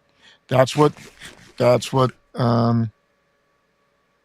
said. That's what he crazy. Well, there were rumors that we were closing in on bin Laden at Tora Bora, and then all of a sudden he gets away, and then you hear stuff like that the ISI kind of knew, the Pakistani intelligence knew that bin Laden was in Waziristan the whole time. And I mean, you just look at like the way in which bin Laden was found, and you're like, how wasn't this guy found prior? With the amount of resources, $6 trillion that we spent in Middle East activities post, September 11th, 2001. How do we not find this one guy? It's just crazy. And you have like, the total information awareness stuff, and you can network, and there are ways to find people. You can't find this one guy, like, and then when you do find him, he's like watching DVDs in this weird outhouse, and he's got like, it's like, give me a break, like, it's crazy. But the impact on me at that time in February was, we were spinning up. We were rehearsing our mission, to send these 2 guys with this robot and another heroic guy. I will tell you his name. His name is Nathan Desmiel, legend in the robotics EOD community. And that guy was amazing. He was able to splice fiber optic back together on some of these robots and so forth. Anyway, I heard this rumor that the unit had bin Laden in their sights 3 times, and it was denied down the chain, a very short chain of command. So it's very unique. Interesting. That straight from the president down to this unit through a 2-star general. What was the rationale? Do you have any sense? They never got it. That was the problem. There was never any reason given. There's a lot of hypothesis later that I've heard from. It's not like we wanted him alive. We killed him in Pakistan. It's like the one reasonable speculation that I heard 10 years later, skiing with a good buddy of mine, another aviator, very senior aviator. As a matter of fact, he was the senior aviator in the Army. I tell you his name, but I haven't asked him yet. So, Sure. And he said, I think that we wanted to dangle bin Laden out to get the other fish. Kind of like, you have an insort, kind Yeah. of like the narco world, right? Yeah. So you got somebody, but you want to see how many little fish gather around so you can get them all up. There's some logic to that. Yeah. But in any case, the impact on me was near tragic. But the way, I just want to play devil's advocate there. Then you take the guy hostage and you get the other fish. I mean, you have more leverage if the guy's in your custody than if he's just out free. I mean, come on. and on a ski lift, I think that's exactly how I addressed that. Yeah. So at that time, during the spin up, I was furious because we didn't have any microphones on any of our robots. And I had mandated early on in my DARPA program, we got to have microphones. We got to have the same sensing capacity as a human, right? Because we don't want to do worse than a human, right? Why do you want to put a robot in if there's, there's obviously value that a robot can fit in a hole that a human can't, but we at least got to be able to hear. Right? Because I wanted to use them as assets, right? If bin Laden's down in that tunnel, I want to be able to hear what the heck he's saying, right? And that's why you need SF guys, Special Forces guys, because we're language trained and we can understand what the hell he's saying. So we didn't have microphones. I was furious. So I catch a space available flight, first to Turkey, to Incirlik, and then to Germany. And while I'm in Germany with Nate, we hear about Operation Anaconda and how everything has gone to hell in a handbasket. And helicopters are shot down, all this stuff. And it just took all the wind out of my sails. Because then when I came back, and then there was all these rumors about, we had bin Laden 3 times. And I'm like, what the hell am I doing here?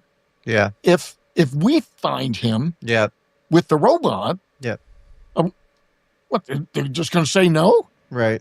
So you can imagine the effect on the motivation. Oh, yeah. That. Yeah, it's demoralizing. So what are we doing I here? was totally demoralized. Like kabuki theater. You're just chasing around a guy just to let him go every time. It's weird. Exactly. And so when I got back, I outbriefed the DARPA director, and he said, okay, well, we'll get microphones on him and so forth. And I said, no, sir, that's not good enough. I need to handpick my team of the guys that are going to run these robots around. And he refused, so I resigned. That's the end of that story. Crazy story. Well, John, you were Green Beret, am I wrong? That's correct. Okay. So a recent Green Beret just came on my show. His name is Randy Anderson. I believe you know him now. Yeah. And Randy has a pretty amazing story. He says that he was stationed as a 18 Bravo weapons sergeant at Naval Surface Warfare Crane in Indiana, that he was taken in an elevator underground, taken past a bunch of security checkpoints into a skiff, secret compartmentalized information facility, and the placard on the wall of the skiff was off-world technologies, and he was shown 2 things: an orb levitating above a podium and a gauntlet, like almost like a glove-like thing, emitting hieroglyphics.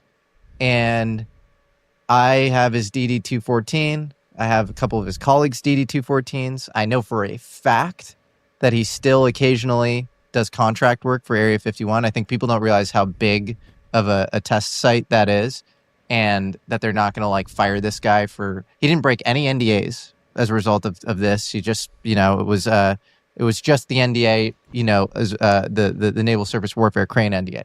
Nothing to do with Area 51. They wouldn't retaliate. If they did retaliate, it would be self-identification for Area 51. So you have all these people kind of coming at the story saying it's bullshit.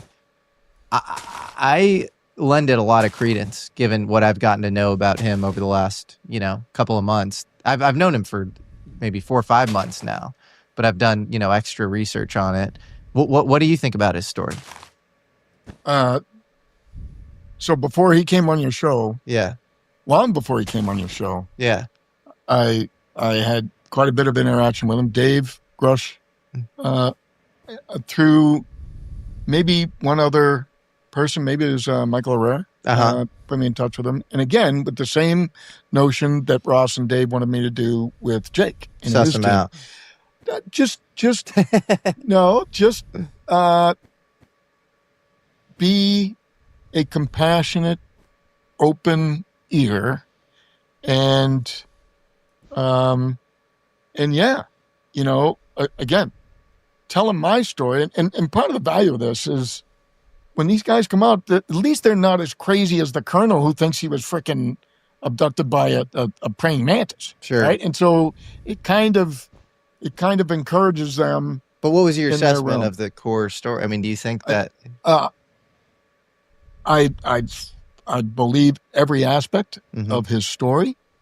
I don't have the same level of confidence because I didn't meet him with 4 other guys that I could see and watch the behavior. Sure. But I find zero inconsistency with what he said. Now, there's a couple of details, very important details that you left out in your summary. Yeah. And, one was the long elevator ride. Yep. Right? And the notion that topside, the facility, he didn't really describe it as being decrepit, but it wasn't that. I think the way he described it is it wasn't really state of the art, right? But when he got to the bottom of that long elevator ride, it was very sophisticated, right? And so that is entirely consistent with an advanced weapons development structure, right? First of all, underground is absolutely the most secure facility you can imagine, right? And why worry about fence lines and canines and security forces, folks, if you're, 100 feet below grade? And there are rumors of deep underground military bases from Edwards to Nellis to Peterson in Colorado and Cheyenne Mountain Complex, NORAD. This stuff is, there's enough smoke there where you don't have to say anything without me saying I think there's some fire. But I've been in several of them. Yeah. I've never been read in on anything in my entire career. But the smoke is very, very prominent and hot. Yeah. Never saw any flames. Yeah. But the gauntlet, the Space Ghost glove yes, that he described in the sphere, totally consistent with Bob Lazar's story from 1988. Why is the glove? I didn't know. Is the glove part of Bob Lazar's story? Or? No, the sphere was. But I thought Bob Lazar worked on like a sports model, like alien reproduction vehicle sort of UFO thing. I didn't know that he saw like a sphere orb or something. Oh yeah, he describes a basketball size, maybe a smaller, maybe soccer ball sized ish item, and as he approached it and tried to, it was sort of like he had magnetic gloves on of all opposite polarity, and so he couldn't get there. That story's come up a ton. Seeing a sphere being tested for your psionic abilities, your mind matter capabilities, or something via this sphere thing. Well, I don't want to. I just interviewed a psionic asset, who has that story, and so that just keeps coming up. This sort of sphere thing that often, I guess, in Randy's case, he says it came off the craft. It wasn't the craft itself; it came off the craft. And then I just had Michael Schrad on, who's this deep UFO researcher who goes through all of Leonard Stringfield's stuff. Oh yeah, and he describes this egg, and the egg is cracked, and it's taken to Berkeley labs to be studied, and there on the inside is a sphere inside of the egg. So I have no idea. We're getting in super speculative territory. But okay, so Lazar, what else would corroborate? Because Lazar, I think reasonably to somebody in the audience is like, who knows? So is there anybody else that, go for it. Well, other elements of smoke, this is more wispy than the thick carcinogenic heavy black smoke, but Crane's not far from Wright-Patterson. No, it's a few hour drive, 3 hours. And it's a Navy facility.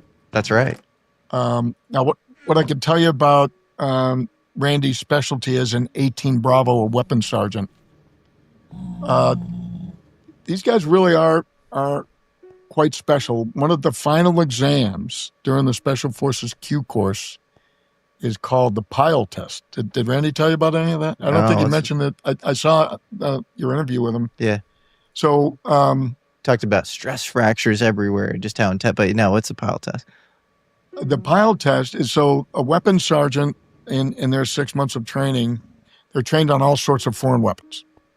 And you have to learn how to assemble them, disassemble them, repair them. Because you're behind enemy lines, you've got to, we call it battlefield recovery. You use whatever you pull off the battlefield and you repair them and give them back to the guerrillas that survived, or the foreign internal defense.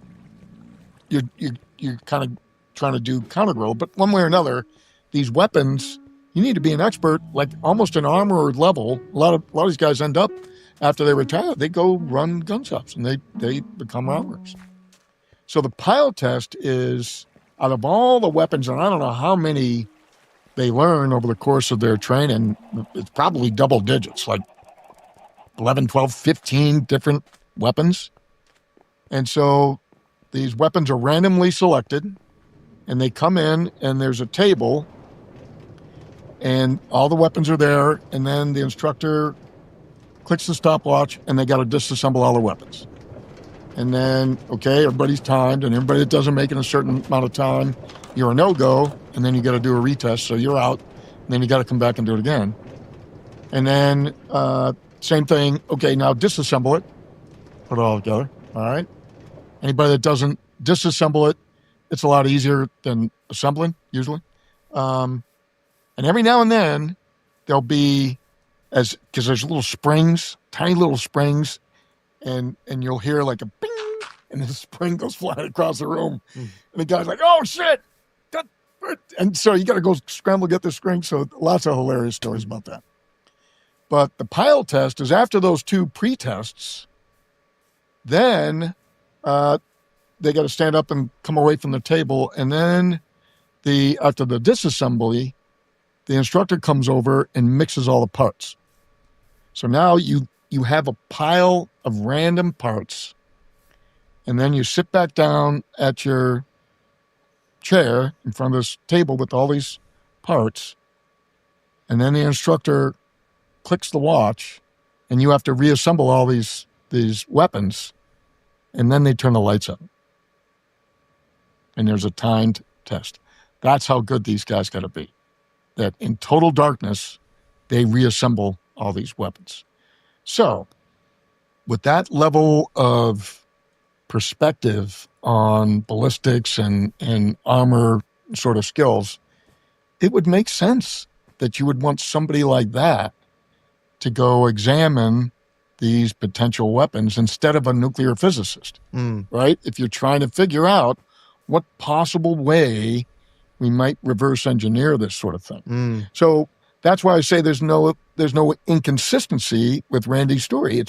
It's totally consistent and commensurate with his skill set and his skill level. Also, about half of the crashed UFO craft stories involve hieroglyphics. So like that isn't super random either. But yeah, it's so interesting. And I think the thing in his case is he will admit, he's like, I don't know why I was shown this stuff, but like, and I don't know if this was some bizarre psyop or whatever, but I think the core experience is real. There's no reason. I mean, the other thing you can probably speak to is, and I've spoken to a couple of his Green Beret colleagues now. I've seen their DD-214s. I know there's one of them was actually still does work with him at Area 51 and was like, yeah, I saw that green orb that Randy talked about. So, and the other I think has a successful company and a lot of Green Berets sort of follow this person. So, I believe him. I believe his core story. He doesn't really get anything out of this. We plugged his like self-defense local company in Las Vegas at the end of the thing, but it's like he's not doing this for fame or anything. He doesn't have ulterior motives. So it was really painful to see certain people online go after his credentials and background. Like, I know where he was deployed. I know a lot more actually about some war feats that like I wanted to say, but he didn't because of the, you know, the Green Beret way. And to see people kind of question his service and record when, you know, 20 people in his graduating class of Green Berets aren't alive. Well, It's like, it's just shameful. It's like, it's so ridiculous. Well, that's another consistency, right? Mhm. Because we keep our mouths shut, right? Our motto is quiet professionals. Yeah. And so He wanted to do it anonymously. He wanted his face blurred out until a day before we shot. He was like, and I was like, dude, I don't think that's going to help. And but he and I talked about that a little bit and discussed it by text back and forth. And I think that, you know, he like Danny Sheehan's interpretation of the law of an NDA. An NDA does not apply to them. Mm-hmm. It unless we have declared war on them, this non-disclosure agreement that you discussed, that you're not going to talk about, you know, anything that will betray our ability to fight our adversaries. Of course. Well, and we still haven't declared war on China yet either. Right. And so, yeah, but it's also clearly the underlying principle behind NDA. It's like, yeah, don't let a blueprint as to how to build some, you know, crazy weapon. Don't tip your hat to the adversary.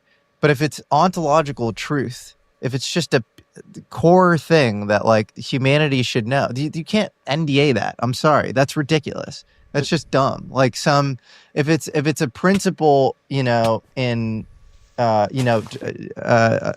tricks of the trade that could cause harm if in the wrong hands, of course, yeah, NDA the shit out of that. But I mean, this stuff it's for humanity. It's ridiculous. It's crazy. Yeah, I mentioned this in my first interview when I finally graduated with Marie McNeely, and I'm indebted to her and Josh Elder for setting that up for me.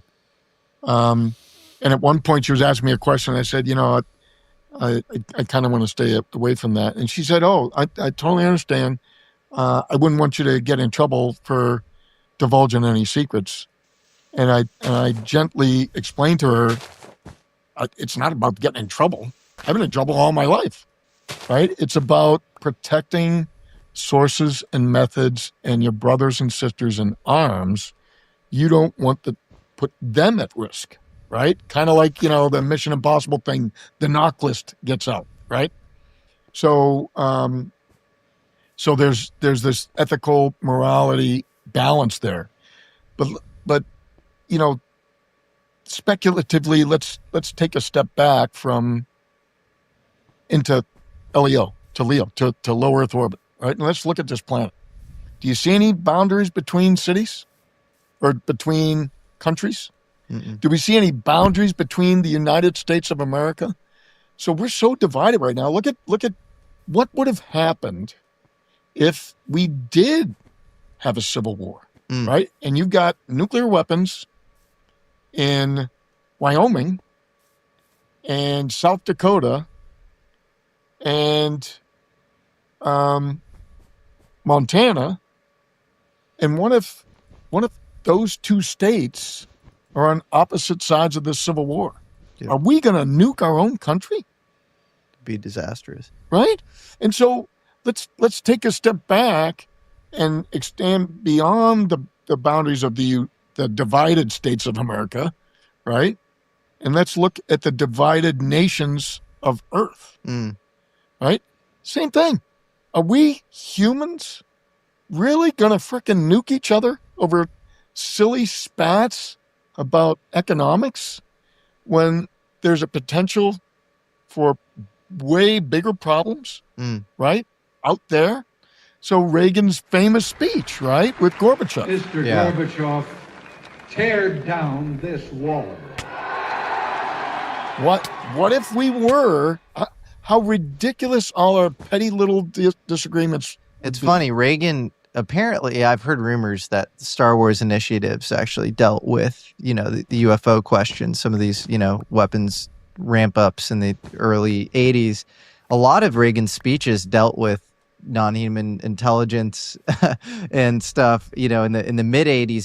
That's not speculation. That is fact. Well, you can go look at those speeches. The facts that I know of one speech where he said it's like, it's like if there was an alien invasion, you know, it would totally unite us as a human race. And then there's a second story Gorbachev told Charlie Rose. And he says, you know, I don't remember, it was some UN event or something. And he's sitting next to Reagan, and Reagan whispers over before the event starts. And he says, you know, in the event of an alien invasion, would you help us? President Reagan suddenly said to me, what would you do if the United States were attacked by someone from outer space? Would you help us? I said, no doubt about it. He said, we too.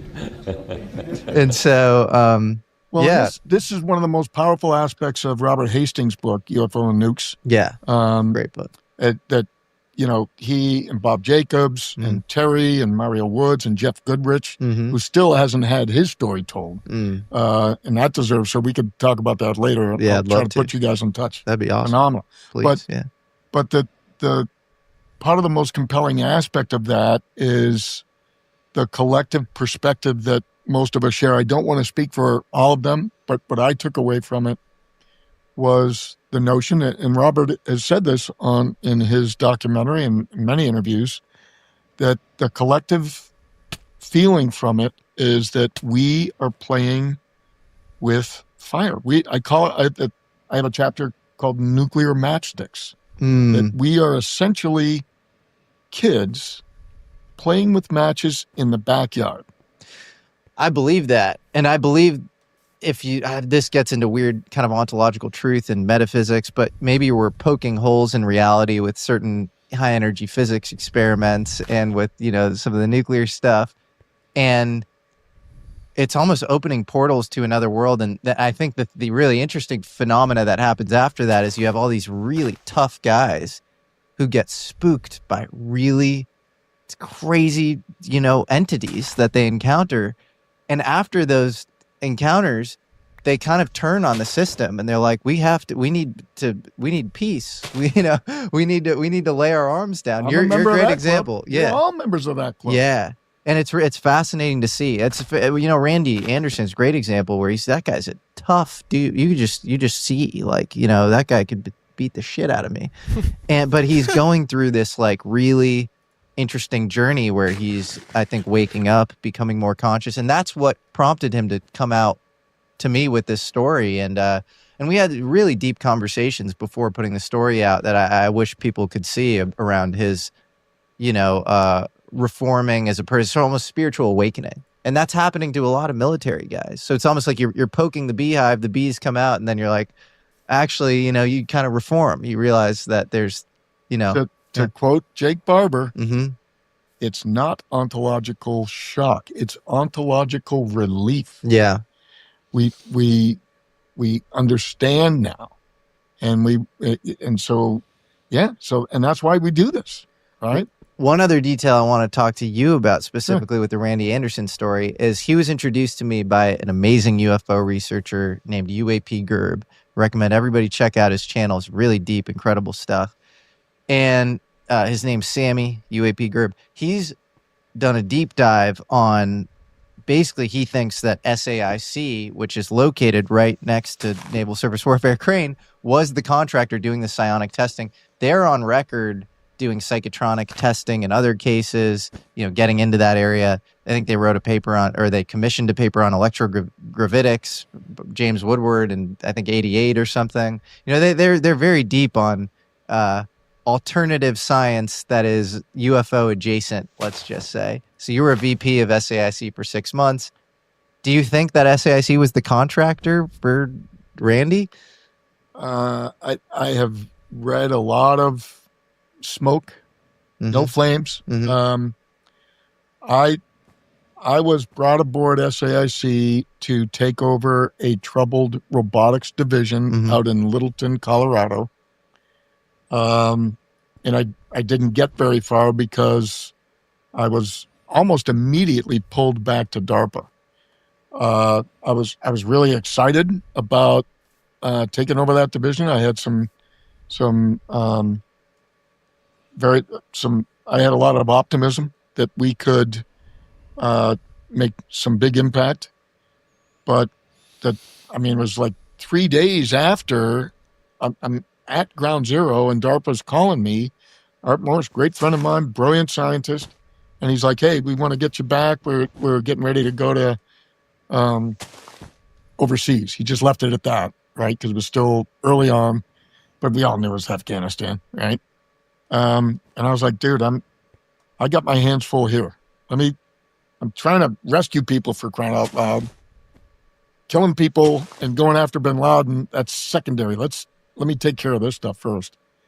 And then it stayed back burner until I ended up turning all the robots to another great hero, Sergeant First Class Dave Platt, and ended up finally getting back to my house that I had just bought in Colorado, and then got redeployed there. So I only had maybe 30 days total time at SAIC before I had to take a leave of absence from there to go become a GS-15 lieutenant.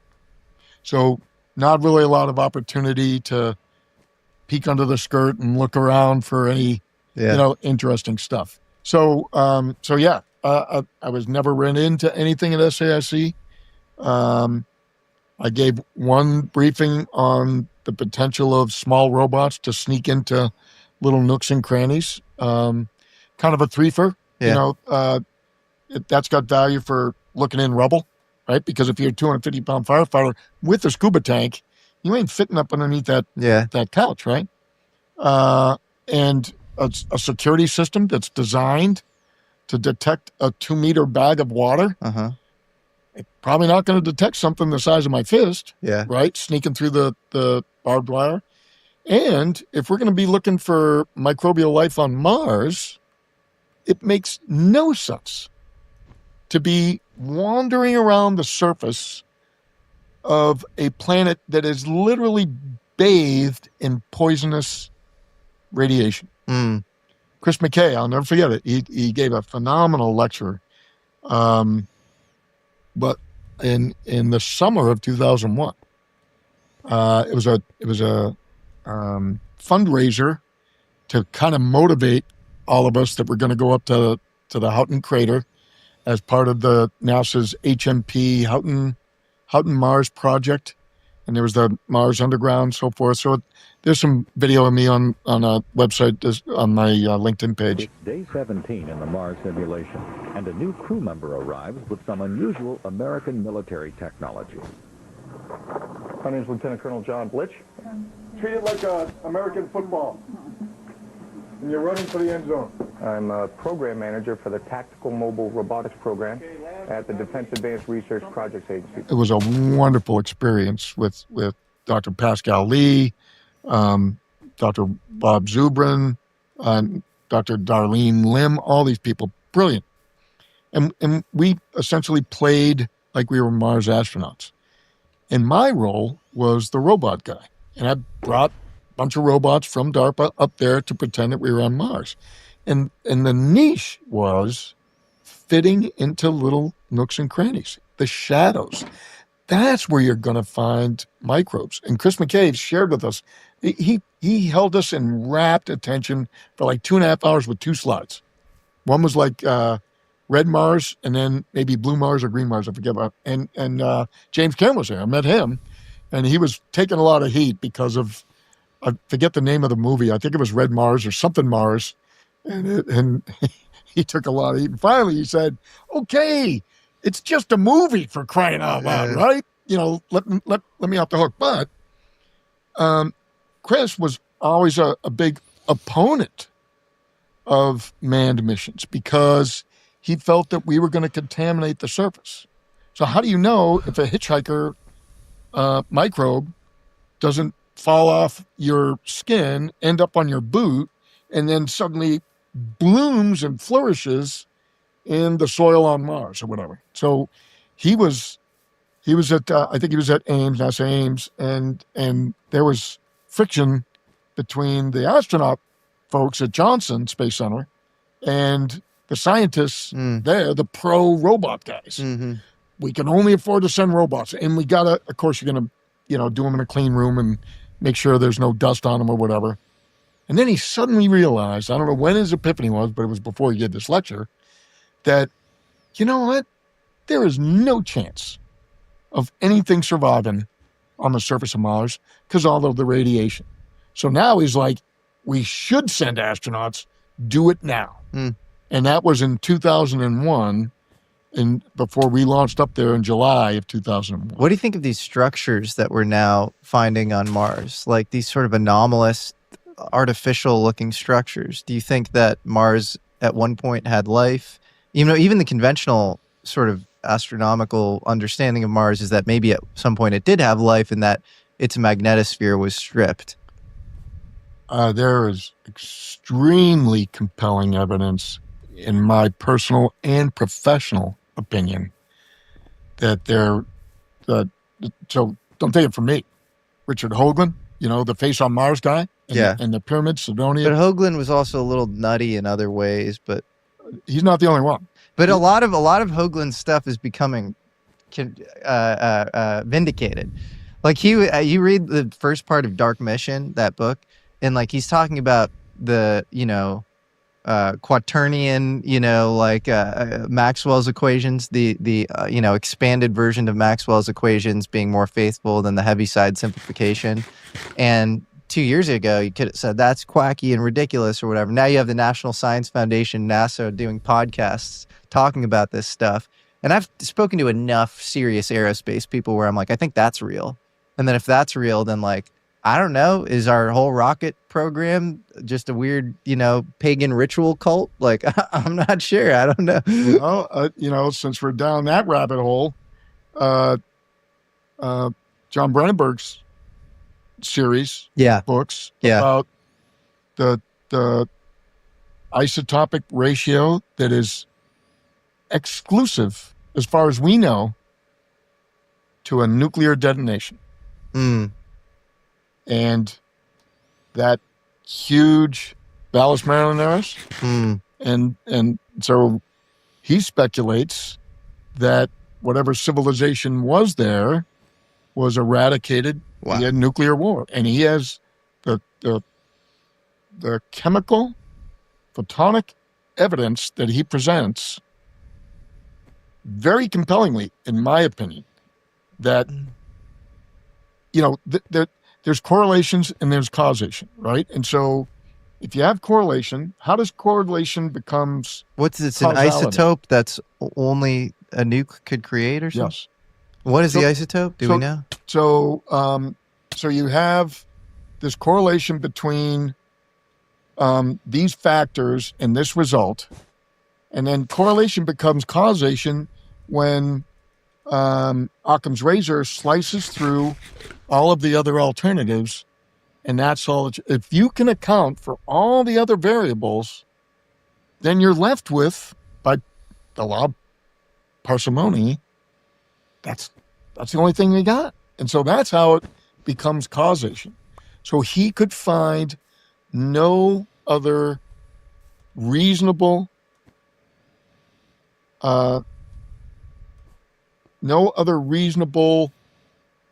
mechanism for that isotopic ratio to be there. I want to talk other to him. than a nuclear detonation. I'll send you the links to a bunch of his books. Yeah. He's got 3 that I know. He does like gravity experiments as well. Is that the same John Brandenburg or is that different? I don't recall any gravity experiments, but it might be. Interesting. It could be.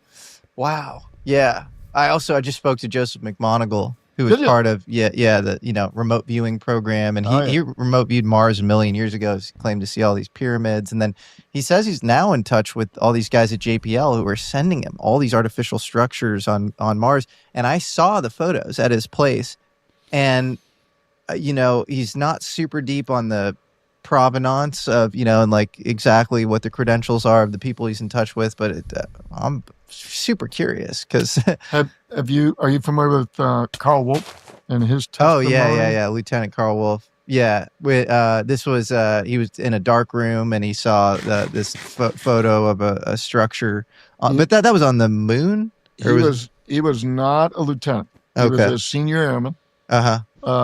And he was at he was a photo repair technician. That's right. And this was he claimed to be in some in a special compartment of NASA or something. It was like in a mountain, right? No, it was at Langley. It was at Langley. And he went into a room and he was surprised because there was a lot of foreign language spoken, and he came to realize that there were apparently, just based on he said it was an international clothing, space program, that there were a bunch of scientists from all over the world there at this meeting, and he was brought in to repair a device for photo processing that was broken, and the other person in the room, I think was also an Air Force airman, started whispering to him that they had discovered huge structures on the dark side of the moon.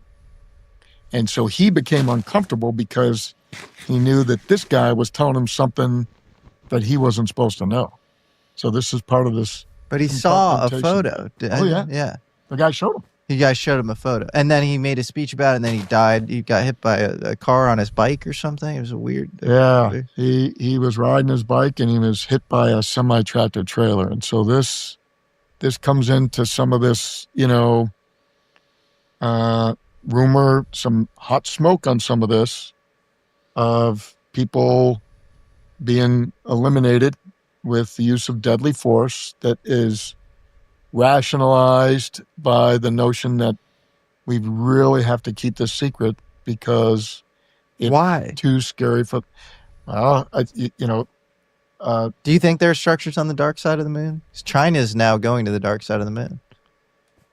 I have no red flags of inconsistency to say otherwise. But I feel like the burden of proof should be on the person saying that there are possibly structures on the dark side of the moon. Absolutely. Well, yeah, the burden of proof is really interesting, right? Like, would you say your base case is that there are structures on the dark side of the moon? No, all I'm saying is I have no reason to disbelieve Carl Wolf. He didn't write a book and get rich and famous. Sure.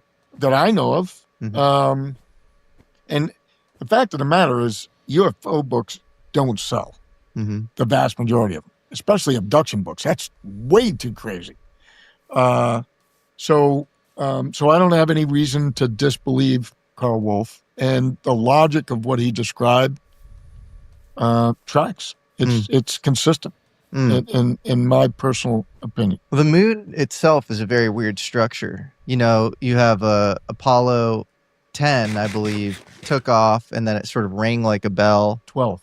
Apollo 12. No, was it 12? I thought it was 12 because 10 didn't land, 11 landed. 11 landed, rang like a bell. 12, they put seismometers in the earth, and then they crashed the booster intentionally, and then it rang like a bell for 3 hours. I think it was 12 and 15. 12, when they took off, they deorbited I think it was the command module. No, it wasn't the command module. Command module. The booster. Yeah, it was the booster. Yeah. And it rang. Yeah. And then they replicated it 3 missions later, as I understand it. Oh, I thought... Anyway, but either way, yeah, you had a repeatable effect. And you had Gordon McDonald, space admin under Eisenhower, saying the only thing, I think he was at Columbia, he said the only explanation for the moon is that it's a hollow structure. And then you had remote viewers at the time, like Ingo Swann, saying that, it felt hollow. And this is actually a fact. The soil at the top of the moon is older than sediment layers below it, which only pattern matches to excavation sites or hollow structures.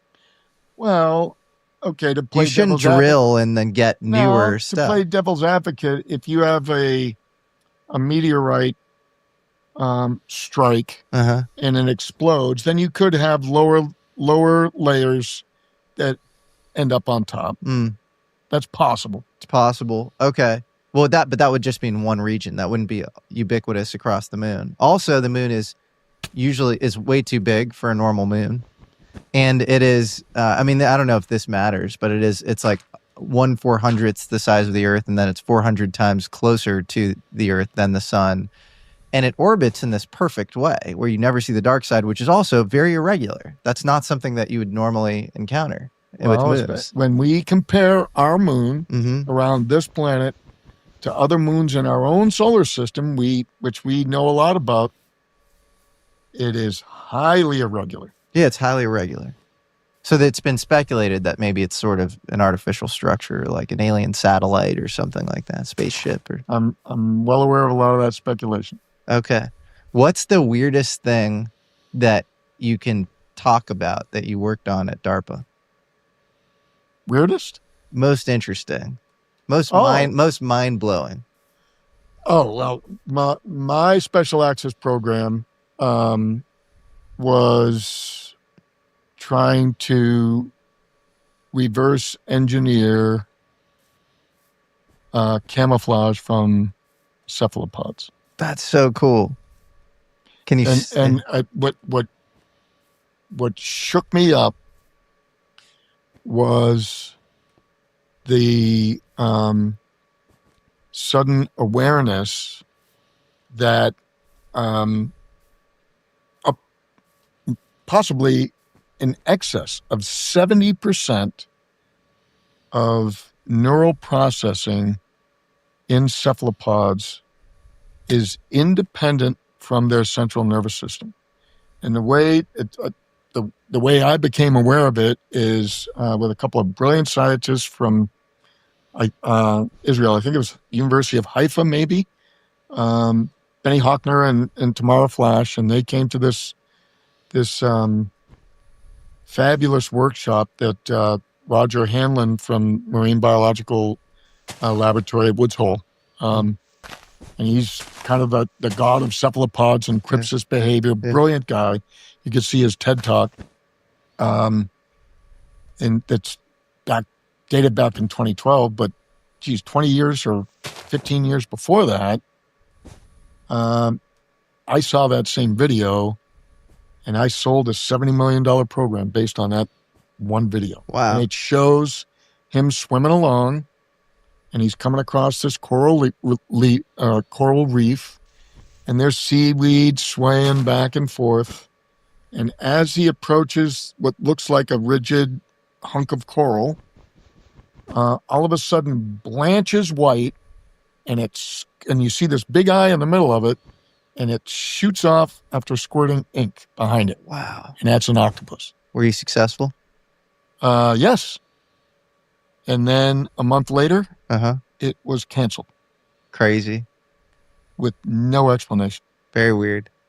No, I thought at the time, so this happened in fall of 2000. Yeah. And I got word right after the election. So the election of 2012 or 2000, the turn of the century of the Y2K election was between Al Gore and George W. Bush. And it was a very tight election. And it got down to the legendary hanging chads. They were counting ballots in Florida where they were worried about just this little tab not being fully open, whatever. And it made, 2020 look like a regular election almost, right? It was wild. And so there was a lot of rumors about when the Clinton administration left the White House, they had trashed it and all this stuff. And I was caught up in that. And I erroneously attributed it to a political stunt, that the incoming administration was going to stick it to the outgoing administration by picking a couple of pet projects and just cancel them. Because that was the best that I could do to make sense of the data, to connect all the dots. And I was furious about it. And it played no small role in me leaving DARPA and deciding to retire from the military. Because I suddenly started thinking, I need to get my butt. And so SAIC came to me and offered me this job making way more money than I ever imagined I could, even as a retired colonel, right? Yeah. And so that combination of factors made me take that job and retire. Even though I felt like I still had, I had hopes of making general officer. Matter of fact, I had been told on several occasions that I was I was good for at least 2 stars. That's what quote was told to me. It's funny. Speaking to you, it just it always makes me wonder how this UFO program operates or works. Because I think you'd be the best recruit for something like that. No, seriously, I am a screw up, man. No, I mean, you're into the topic. You have this interdisciplinary knowledge, and then it's just so weird. I do think SAIC had something to do with this. Bobby Ray Inman, who was director of the CIA, and I think number 2 at NSA, a rare person to be at the top of both organizations. And, he has this call with Bob Oxler, this, UFO researcher, and he's basically admitting that, we have UFOs in our possession. Do you anticipate that any of the recovered vehicles would ever become available for technological research outside of the military circles? Again, I honestly don't know. 10 years ago, the answer would have been no. Yeah. Whether as time has evolved, they're beginning to become more open on it, is a possibility. A short time later, Bob Exler received this call. Mr. Exler, this is Tom King in Admiral Inman's office. Yes, you would be breaching confidence and or violation of the secrecy laws in discussing his involvement in any matter. And so Ben Rich said same thing. Ben Rich did say the same thing. We have the technology, quote, we have the technology to take ET home. Do you think that was bluster or propaganda, or do you think he really... Well, so again, putting my behavioral scientist cap on, ego's a powerful factor, right, in all of us. And I have to deal with that myself, right, all the time. And so secrets bolster your ego. If I am told, I'm going to tell you something, but you can't tell Jesse, makes me feel important, right? So imagine a 30-year career as a senior intelligence officer. You rise up through the ranks, right? And you get to be a GS-15, and you feel super special. Like, I'm the only guy on the planet that knows all this stuff. And your ego is just ballooned up. And what you got to do is you got to pop the balloon every now and then. And if you're surrounded by the right people that will pop that for you, not burst it, just puncture it and let a little air out sometime, and then maybe reinflate it back and forth. But without that counterbalance, it can really lead you into some inaccurate assumptions. And that has certainly happened to me on more than one occasion. So I bring this into the conversation in the context of this threat narrative. Yeah. And I really want to push back against the threat narrative and the fear that it generates. Yeah. This stuff's it's not a threat. I mean, unless there's some specific thing that we're doing now that threatens them, that is wholesale, orders of magnitude worse than like the creation of nukes, I don't see how it is a threat. Well, so my underlying thesis for what I present in the alien abduction amnesty not, is that the abduction phenomenon is at the center of all of this. Mm. And so I want to bow down yet again to all of my heroic brothers and sisters in the intelligence community and thank them for their pessimistic point of view. They are inherently pessimistic, and they have to be. Their whole career is based on briefing a commander with the worst possible case. So I want to counterbalance that and present a statistically based argument that 99% of the violent crime that is committed on this planet, not just the United States, globally, is committed by 1% of the population. So if you extrapolate from there, which is the only thing we can do unless somebody starts divulging secrets and telling us otherwise, 99% of them are friendly, and there's only 1% that might be doing bad stuff to us. Sure. Now, the middle ground is the scientists, right? The veterinarians who come in and pluck us out of our bed, play with us, take me off my mountain bike, take me out of my bed after using the hurricane over my house as a cover to land, whatever they do. Yeah. But there's compassion there because they remove our memories so that we can get on with our lives. If I could remove my Labrador Retriever's memory of every time I brought him to the vet, I would do it in a heartbeat. Have you ever seen the movie The Shape of Water? Oh, yeah.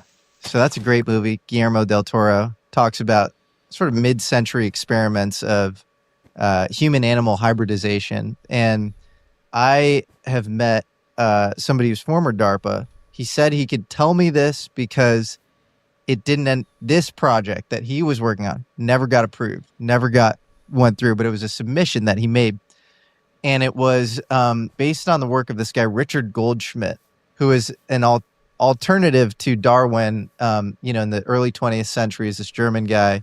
And it was hopeful monsters. So it was like you had like a tiger and a lion mate or something. Then you get a liger.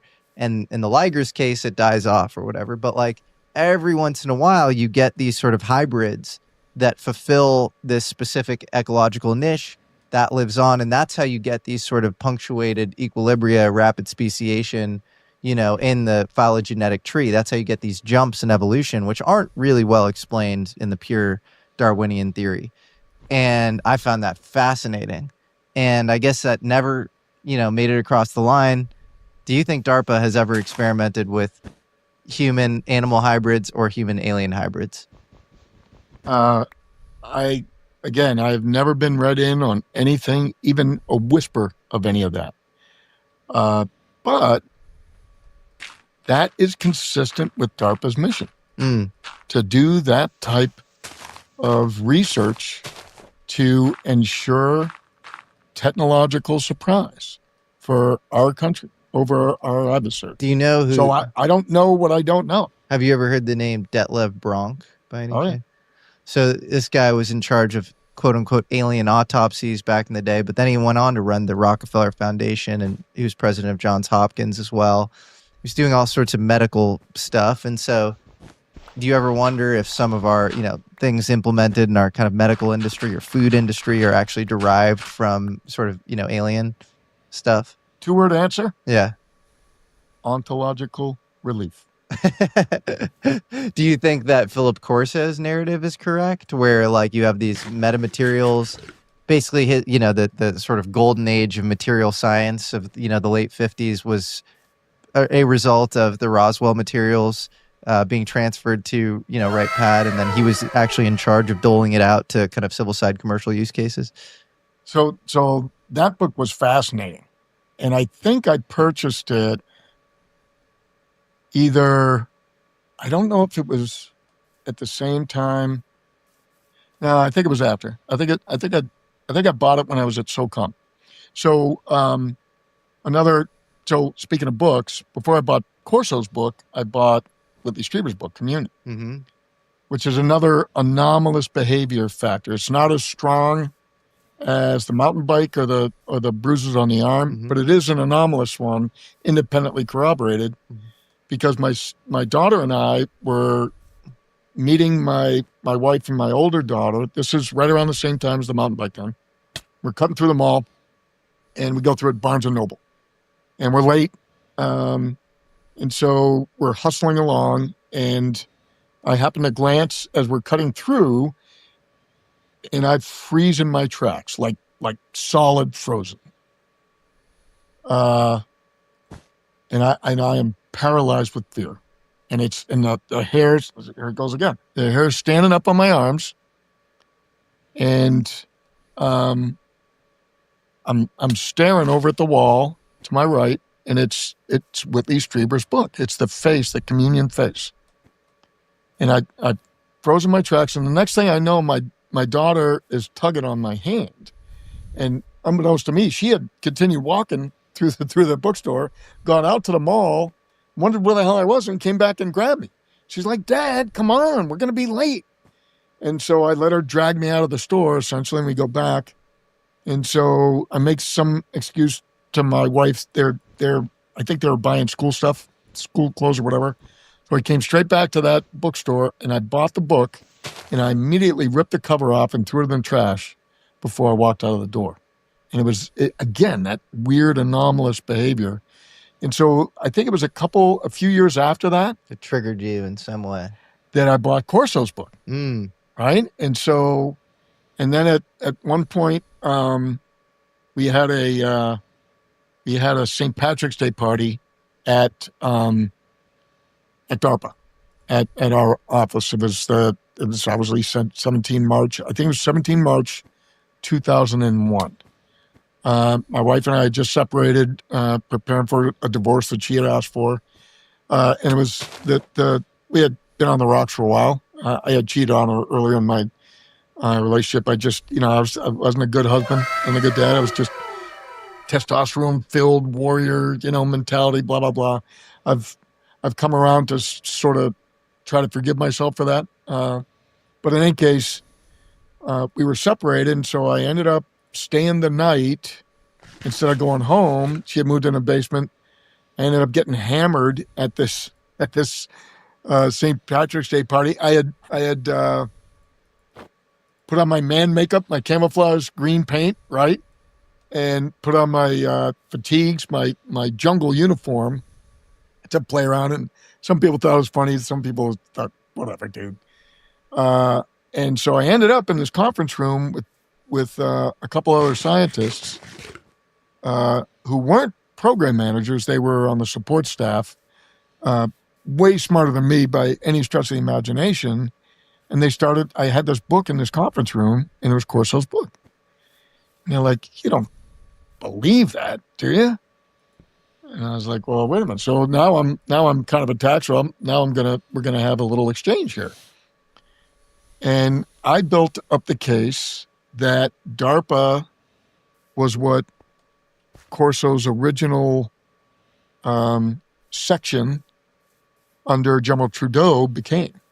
That DARPA ended up as the conduit to break up all the component technologies and distribute them throughout the wonderful free enterprise, free market economy of the democratic United States of America. That's fascinating, because DARPA was founded around, 57, 58 or something? 1958. It was right after, it was allegedly the response to Sputnik. Oh, but you're saying maybe it was also a response to this army guy, Corso. All I'm being saying, given some anomalous material to dole out. If you read Corso's book and you read the history of DARPA, there is some really interesting. Any other reasons to believe that? Any other correlations you can talk about? Yeah, there's a little smoke. It's not the dark black. There's flame is going to ignite any minute. But something that struck me when I first reported in was, look, I'm a nug. Yeah, I got a master's degree in math and computer science from, it wasn't probably upper tier in academia. The Colorado School of Mines wasn't super well known, but in certain circles, it's very highly regarded. So, okay, but I don't have a PhD, and I certainly don't know anything about the acquisition world, how to contracts are let and all the rest of this. So as soon as I showed up, I asked my boss to go to this 6-month-long program manager course to learn how to manage a program before I start doing it. And he dismissed me out of hand right off the bat. And he said, you don't need that. This is just going to be OJT. It's on-the-job training. And I'm thinking to myself, wait a minute. That doesn't make sense to me because I know everybody in all the regular national labs, Air Force Research Lab, Army Research Lab, Navy Research Lab, if you're a uniformed scientist, you have to go through this certification process just so you don't mismanage the taxpayers' money. You got to figure out how to go through contract evaluation and what's the source selection board comprised of, and you got to learn what you can commit to and what you can't commit to. And he's just going to blow that off? And then it come to find out that DARPA has an exception to the Federal Acquisition Regulations, the FAR. And that is why all the other national labs despise DARPA. Because they had to go through this onerous, bureaucratic process to get a contract out the door. It would take as much as 6 to 12 months, right? And so it was nightmare. So it was almost like the concept that you were trying to bring to market was obsolete before it even arrived. But DARPA didn't have to go through all that. We had a shortcut, and we did do source selections, but our stuff was out the door. That's why everybody loved it. And the magnitude of those contracts was huge, right? So at that time, in the late 90s, a portfolio of about $100 million, that in the regular national laboratories, that was a brigadier general's level. That was like a PEO level of management. I had $130 million in my portfolio. Half was robots, half was this stealth program that was canceled a month after it became, again, for no reason. So that is consistent with what Trudeau told Corso to do. Well, do you think... Just get the money out there. Do you think cancellation for no reason points to some sort of backdoor to some of these legacy UFO programs where you figured a certain thing out, you start working on it, and then all of a sudden... Again, no flame. Yeah. But this is super heavy, thick smoke. 2004. I'm a consultant working back for DARPA, getting paid way too much money again. And I turn on the evening news, and there's Katie Couric, and she shows this video clip that she claimed to have received from Al Jazeera. And it shows a convoy of tanks somewhere in Iraq, I think maybe up near Tikrit. And there's a Humvee.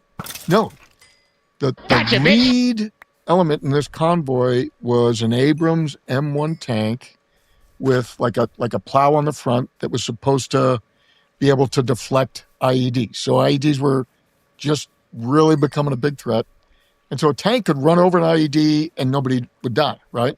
So the tank's in the front, and they're coming, they come around this kind of a serpentine route through this village. There's a compound. A lot of the Middle East has small walled compounds. And there was no gate. It was just open. And this tank comes screaming through. And then I think it's followed by either another tank, but behind, I don't know if there's another tank. Maybe it's a Bradley fighting vehicle, a armored personnel carrier. And then behind that is two Humvees. I just remember the Humvee in back. So then that it sort of screeches to a halt. There was no acoustics, but I could, from my own time playing with tanks myself, I could almost hear the tracks grinding. Screech to a halt, and it rocks a little bit. And then she is narrating the video, and she says, now watch the right side of your screen. And the right side of the screen is this pixelated image that the only reason you get your attention is she's cued you to look over there, and it's fuzzy. It's like pixelated, it's fuzzy. And it comes moving along this wadi, this ditch just outside the compound wall. And then it gets close to the tank, and then it's just a blob. And then as it maneuvers up onto the front of the tank, it's clear that it's two limbs, and then two other limbs show, and this blob climbs up onto the tank and down into the gunner's hatch into the cupola. And she plays it like 3 times, slow motion. Cephalopod invisibility. And I'm like, holy crap. It's like, that's why my program was canceled. Yeah. Somebody was already doing this. Yeah. That's what I thought. Well, sometimes I think DARPA, like RFPs, are like, we would love this to theoretically happen, but it's like, we already know a lot about this, and we're just going to give you a little limited information set, and you can, we'll see what you can do with it or whatever. So there's some sort of, and then I think it's original, maybe adding to the point that it does have to do with the UFO stuff. One of the original projects was the Defender project, which was, I'm not familiar with that. I believe it was like the beginning of drones back in the day. And you even have this story of this guy who was a lieutenant commander in the Navy. We spoke about him last night, Robert Luker, and Townsend Brown finding this green fireball material in Connecticut. And it seems to be decaying rapidly, and it he thinks that maybe it's barium titanate. And Project Moonwatch and Blue Book both want custody of it, but Brown just flashes his credentials, says, no, it's mine. And then he seems to coordinate with Robert Luker on this. And this is, again, 58. So it was right when DARPA had gotten started. And I think Luker was a part of DARPA back in the day. And it was maybe even called ARPA then? For a time, DARPA was called ARPA. The idea was, let's get the D out of it, and let's, pieces broken out all over. Let's, swords into plowshares for a little bit. And then somebody decided, we better put that genie back in the bottle and make it defense again. So, that's the yin yang, the sine wave of politics and so forth. But, the reason I'm bringing this up is I certainly don't want to divulge anything that is going to put us at risk. Of course. But what's interesting about that is that the claim was that it was Al Jazeera that had sent this in, right? Oh, so they were trying to out. It makes me wonder, right? You just don't know. I mean, is this part? But here's the thing, the science as we know it. Yeah. But just saying we have the capability is not, that's not. Well, I mean, here's the thing: is if you can bend space-time, you can bend photons to come around the object and exit the same exact way, and that's your invisibility cloak. So if you can bend space-time to the point that you can develop a warp drive, you can make yourself invisible. It's inherent in that capacity, that technology, and all you need is enough power to do it. So what takes it off of everybody's, books, off of everybody's blackboard, buried entry is the power limitation. Is the limitation of the power. But if you have enough power, and in Lou's book, he shows the warp bubble that he and Hal Puthoff discussed. And so, and even talk about, and so it's a little bit of conflict within the same pages, right? Because at the one point, he's saying, look, this is a threat because these things are splitting 2 F-18s. And, that is a threat to national airspace. We can't have these things moving around, blah, blah, blah, and colliding with our vehicles. And I'm like, wait a minute. Let's back up or move forward, depending on where you are in the book. And let's look at this warp bubble. You specifically make a case that who's ever in this vehicle can slow time down, right? It's just like it's relativity. Edgar Mitchell measured it on his watch, right? And so for them, it's child's play, right? It's like everybody else is covered in molasses, and we walk right around them. So there is no possibility of a collision. Do you think that Edgar Mitchell had anything to do with legacy UFO efforts? You know, he's the Apollo 14 astronaut who came back on his way back from the moon, had almost like a conversion experience, and then delved deep into consciousness, and it was very high conviction in aliens, and yeah. Well, I've anecdotal smoke here. What's that? I have anecdotal smoke. I was diving on the Aquarius Reef Base with a NASA flight surgeon who will remain unnamed. And somebody, while we were riding, it takes like 3 hours to get out there from Key Largo. And I don't know if it was right then or when we were down inside the base, but somebody asked him about this upcoming reunion of Apollo astronauts. And I think he suggested that nobody wanted to have anything to do with Edgar Mitchell. And it was like he was ostracized. And he, the flight surgeon, was all about it. He was taking their side against Edgar Mitchell. And I'm like, what is all this more from Kelly's Heroes? Moriarty, what's with all the negative waves, right? I don't understand why that, but I got the impression that inside the astronaut corps, there was this agreement that you don't talk about Fight Club, right? You don't talk about the ETs that we have all seen, right? Again, speculation. But that's what I took away from that story that he told. It was either in the base or while we were riding back to Key Largo on the way back that he told that story. And that has always stuck in my head. Yeah. That was circa 2000, I think it was the summer of 2008. Well, yeah, James Fox, great, UFO documentarian, almost had, his Buzz Aldrin's sister. Buzz Aldrin, obviously, second person to walk on the moon along with Neil Armstrong. And he apparently would tell his sister that not only did he see a Foo Fighter in Japan as a fighter pilot, but that he saw UFOs, on the way to the moon. And James Fox followed the guy all around the world. Eventually, they were in Monaco together, and he was about to interview him, and Buzz Aldrin said, what would my testimony ever do? Not denying that he had seen UFOs, but backing out last second, And he's also, I don't know, there's some interesting stuff there. So that's fascinating. Final thing I want to get into with you is you have this fascinating theory. What's fascinating in that you've sort of, made very clear to me is that there are all these UFO crashes pre-Roswell that are pretty well documented. And not only, in Lombardy in Italy, the one that Dave Grush talks about, the Magenta crash, but ones in the U.S., and Cape Girardeau being kind of a famous case of that. And you track those UFO crashes to some of the high-powered radar capabilities that maybe we were developing at the time? Well, so between February of 2014 and September of 2014,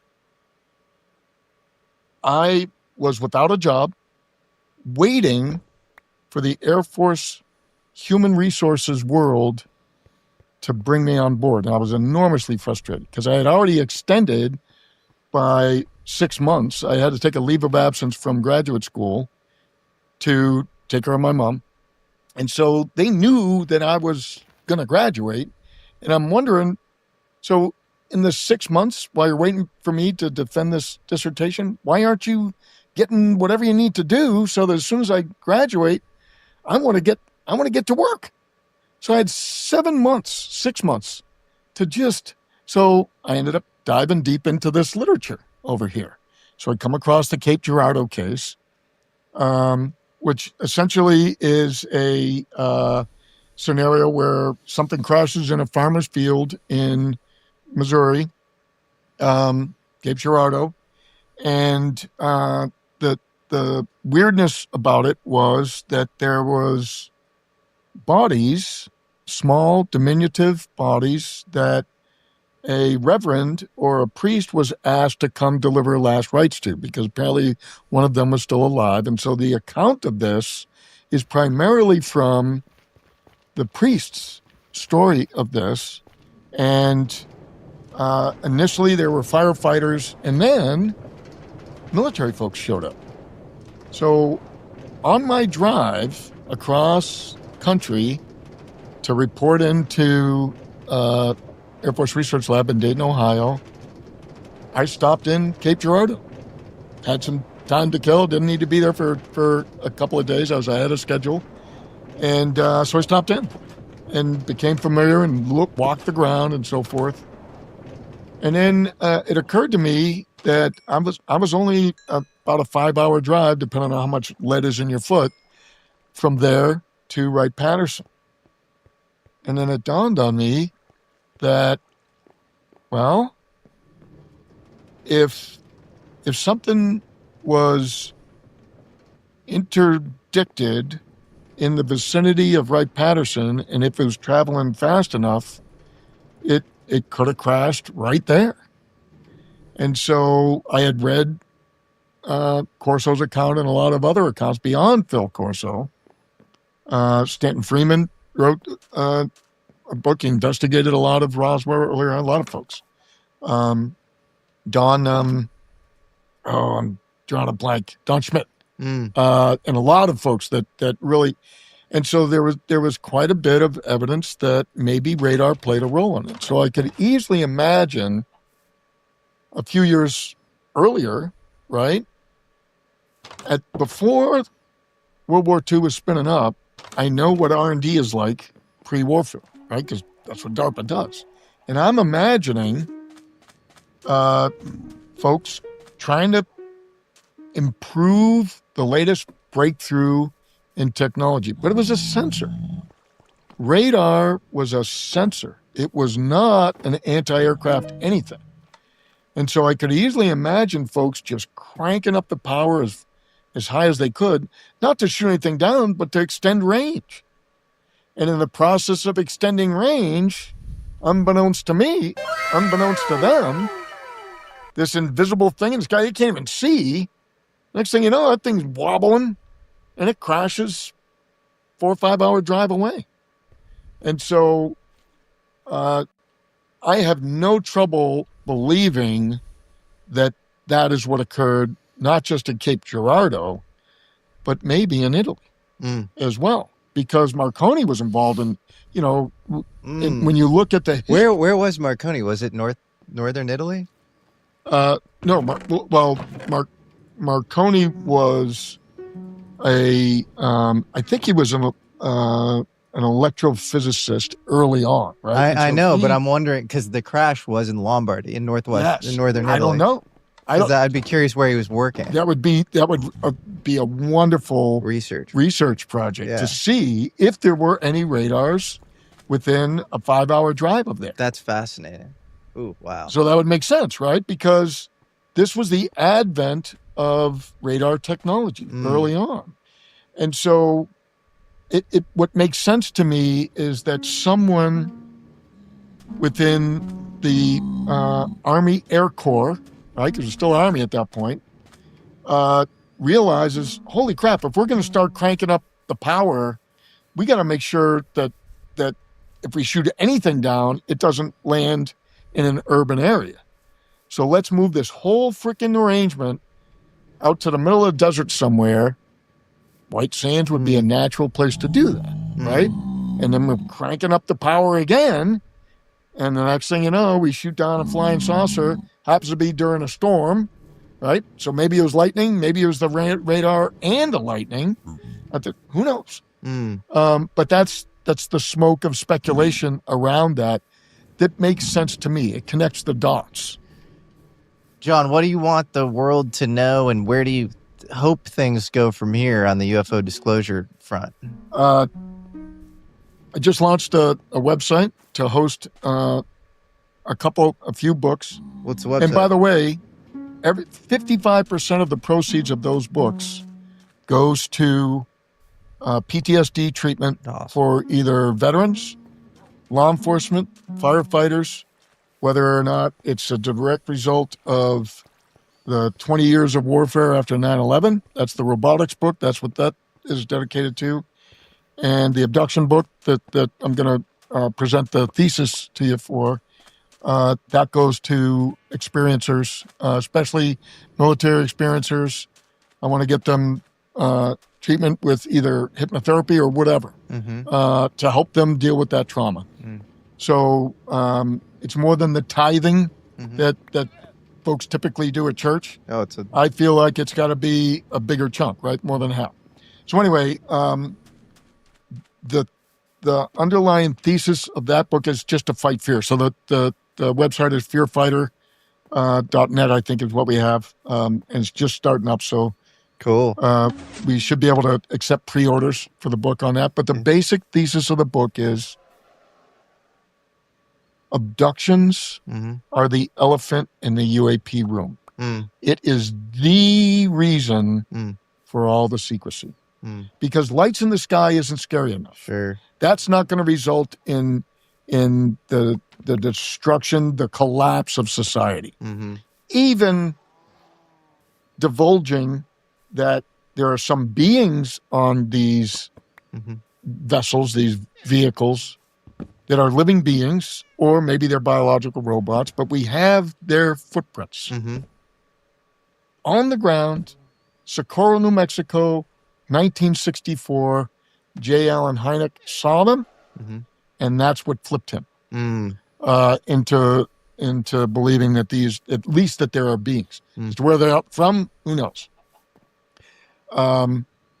So none of that's scary enough to justify harming fellow military folks to keep it a secret. Yeah, it's ridiculous. It has to be too scary. And what is scary enough for me to forgive everybody in the legacy cabal that's been harming our folks and mistreating our own service members. This is what I'm blowing the whistle on. Like I said, I've never been read into anything. Yep. But I know that they have been tortured and mistreated and separated. The corrosive nature of this compartmentation is denying our military personnel the resilience that they deserve. Because the best way to deal with PTSD is to talk about it with each other. And yet, what did they do with Terry and Toby?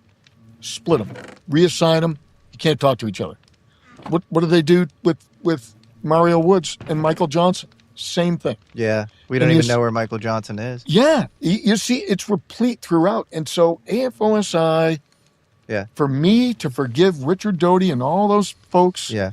This is Air Force Office of Special Investigation. Air Force Office of Special Investigation. Run rampant throughout all the stories where they're clearly part of kind of suppressing these stories. Right. And arguably were instrumental in Paul Benowitz's suicide. Yes. If you dive into that whole case. So that's horrific behavior. And so it has to be something enormously compelling for me to forgive them. So in a manner that I am willing to forgive my parents for demanding that I partake in the Santa Claus conspiracy, I want the government to admit that they could not protect us from the abductors. Yep. And that's hard to do. And I recognize that. But suck it up, world leaders. Yeah. This is why you get paid the big bucks. Yeah. This is what guys used to tell me. Yeah. Hey, boss, that's why you get paid the big bucks. Sucks for you. But you got to admit when you've screwed up. Yeah. And then I'll be willing to entertain amnesty for you rather than stringing you up for the murders that you either inspired or at the bare minimum condoned in trying to keep this a secret. So that's the underlying aspect. And the key is, the notion behind Fear Fighter is, look, the best way to deal with fear is not to stay all warm and cozy in your cocoon of false belief. You got to get out of that cocoon, educate yourself, and choke out that fear like a freaking MMA fighter. You got to wrestle it to the ground and choke it out. And the best way to do that is to educate yourself. So you don't have to be Lou Elizondo or Dave Grush or Carl Nell, or Jay Stratton or any of these folks. You don't have to get read in. There is an abundance of literature that I am claiming overlaps huge. So I know these guys get frustrated with me because they're like, how come your jaw isn't dropping? Dude, there is nothing that you have told me, even post 2017, that I haven't already read before. In fact, I could probably make your jaw drop with some of the stories I've heard. Right? Yeah. And so that's my message, is fight the fear through education and awareness. And what trumps all of this is what Dr. Bug told me, which is, we can't take your soul. And so life after death is a scientifically proven fact. And so even if you get grabbed by these guys and they rip you to shreds, there's going to be some pain, but they ain't going to get your soul. And you might come back around and be empowered to do the same to them, but you shouldn't, because you'll learn from that mistake that love is the answer. It's just like Jake Barber said. That's the answer. And so I'm calling for ontological relief, but you got to come clean first and admit that that you can't defend this, or admit that, well, this reverse engineering stuff, yeah, we've been doing it, but it was for the right reasons, because we wanted to defend you. And now we can't. And I think that's why this trickle has really opened the faucet, and it's a turn at a time now. It took 80 years, and now it's really opening the faucet. And I think it's because the reverse engineering has been successful enough. You do? Yeah. Do you think we can fly these things? I don't know about that. I don't have any. You think but modern aerospace has benefited greatly? Like, a lot of our top of the line aerospace, or stealth fighters or whatever. From the brilliant minds that I was blessed to interact with at DARPA, I have no reason to call Ben Rich a liar. Wow. Well, what a beautiful note to end on. I really appreciate you, John. This was awesome. A lot of fun. Thank you. Yeah. And thank you for the risk that you have accepted on behalf of your fellow humans. Oh, yeah. Well, because what you're doing is really, really important. Well, I appreciate that. That's part of that education. Yeah. Right? Yeah. You're stretching those minds. It's just like any athletic endeavor. Yeah. You got to stretch. You are too. It's a team stretching effort. Well, thank you, man.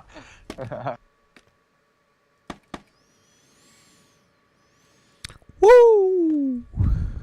Wow. This big bug. I could probably listen to that like 3 more times. That one was incredible. How am I going to beat that? I was thinking about, I have at least 2 more podcasts lined up, but doing that last builds, kind of stressed me out. Not going to lie, I'm a little bit stressed out. So I might call the stream on that build. I am going to clean this up real quick before I do that. I hope your guys' brains are still inside of your skull.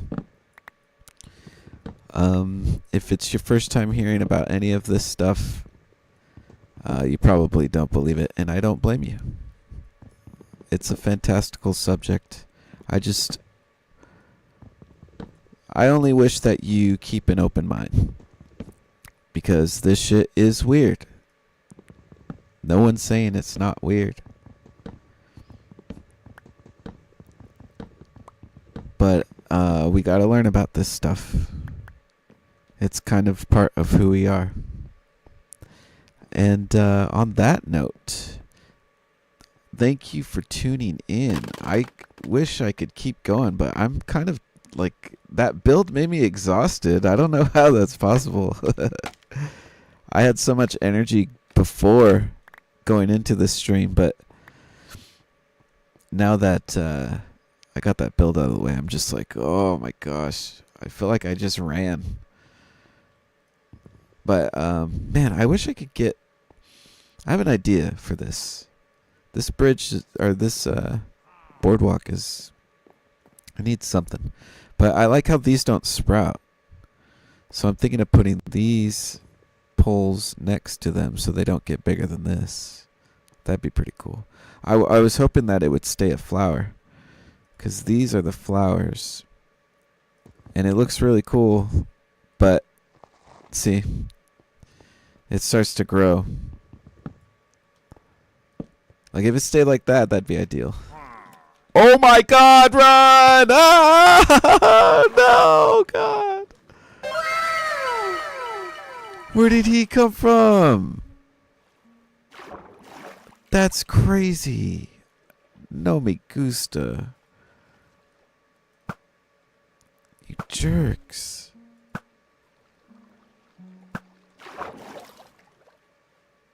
Oh shit, there's more of them. Well, at least they're using my bridge. It's nice to see that how it works.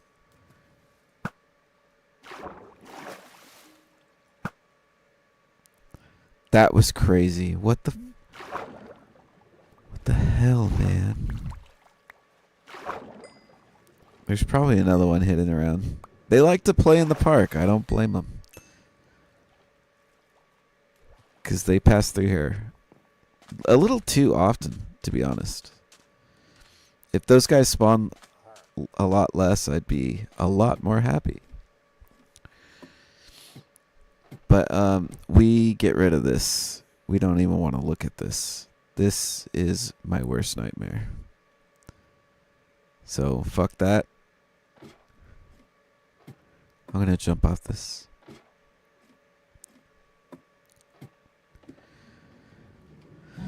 I know you get totems for completing those missions, but not here. Nope. Not in this park. I will never take one of those. But I wanted to look at these guys. It looks like one of them got pushed back, and I sent him on the other path. So I'll have to put one of those guys back up here.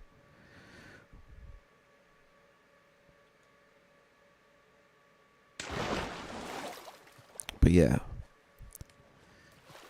I wish this chorus fruit would stay. I wish it'd stay like this. This is perfect. But they grow all crazy. I wish it stayed a flower like that. I wonder if there's a way to do it. Like if I put a piece of glass on top.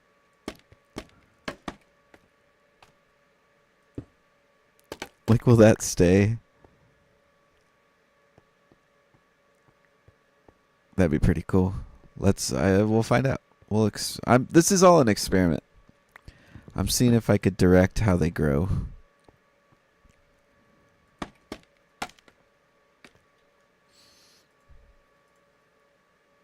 But these are beautiful. I would like to use more of them. I hate this. Every piece of glass is worth saving.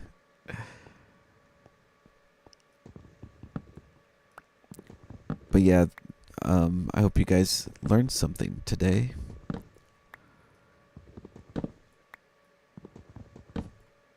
And good luck sleeping tonight. No, I'm just kidding. There's some good news. Well, for everyone else. Not for the people that get to experience this firsthand, but for everyone else, I think you'll be alright. If it hasn't happened to you as a kid, I think you'll be okay. but if you've had anomalous experiences as a kid, I hate to tell you, but good luck. That's all I can say. Good luck. I don't have any other words of encouragement for you.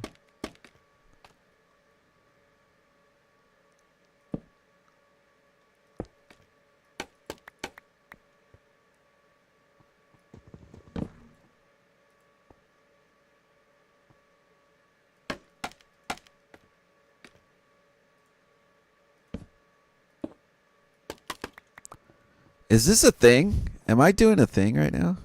Is this a thing? I'm just going to make them all different sizes.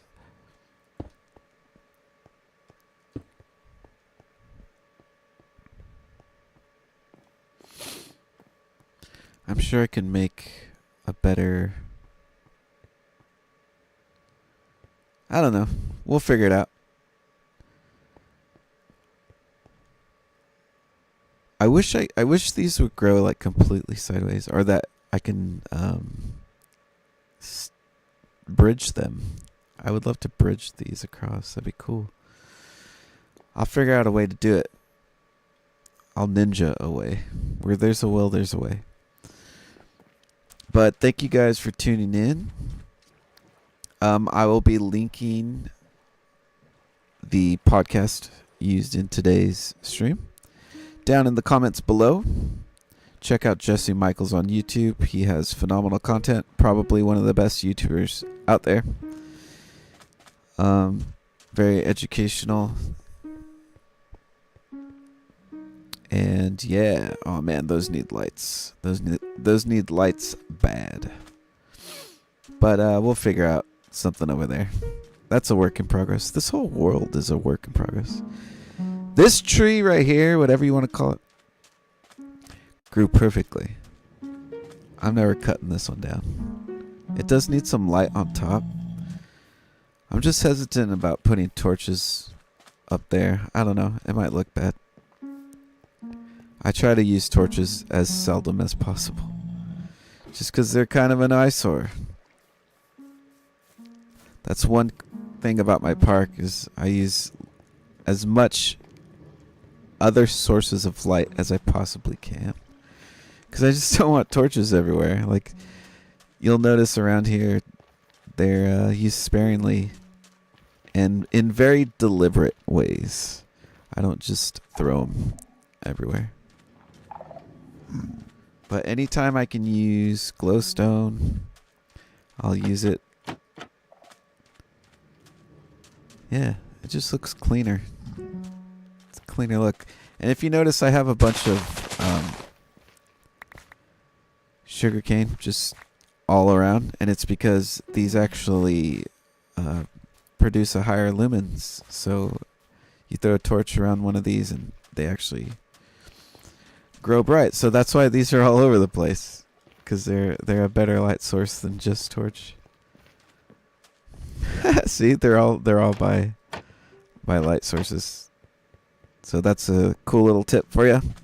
And on that note, good night. We will see you soon, maybe even tomorrow. Thank you for tuning in. Hit that subscribe button if you haven't. And we'll catch you later. Bye-bye.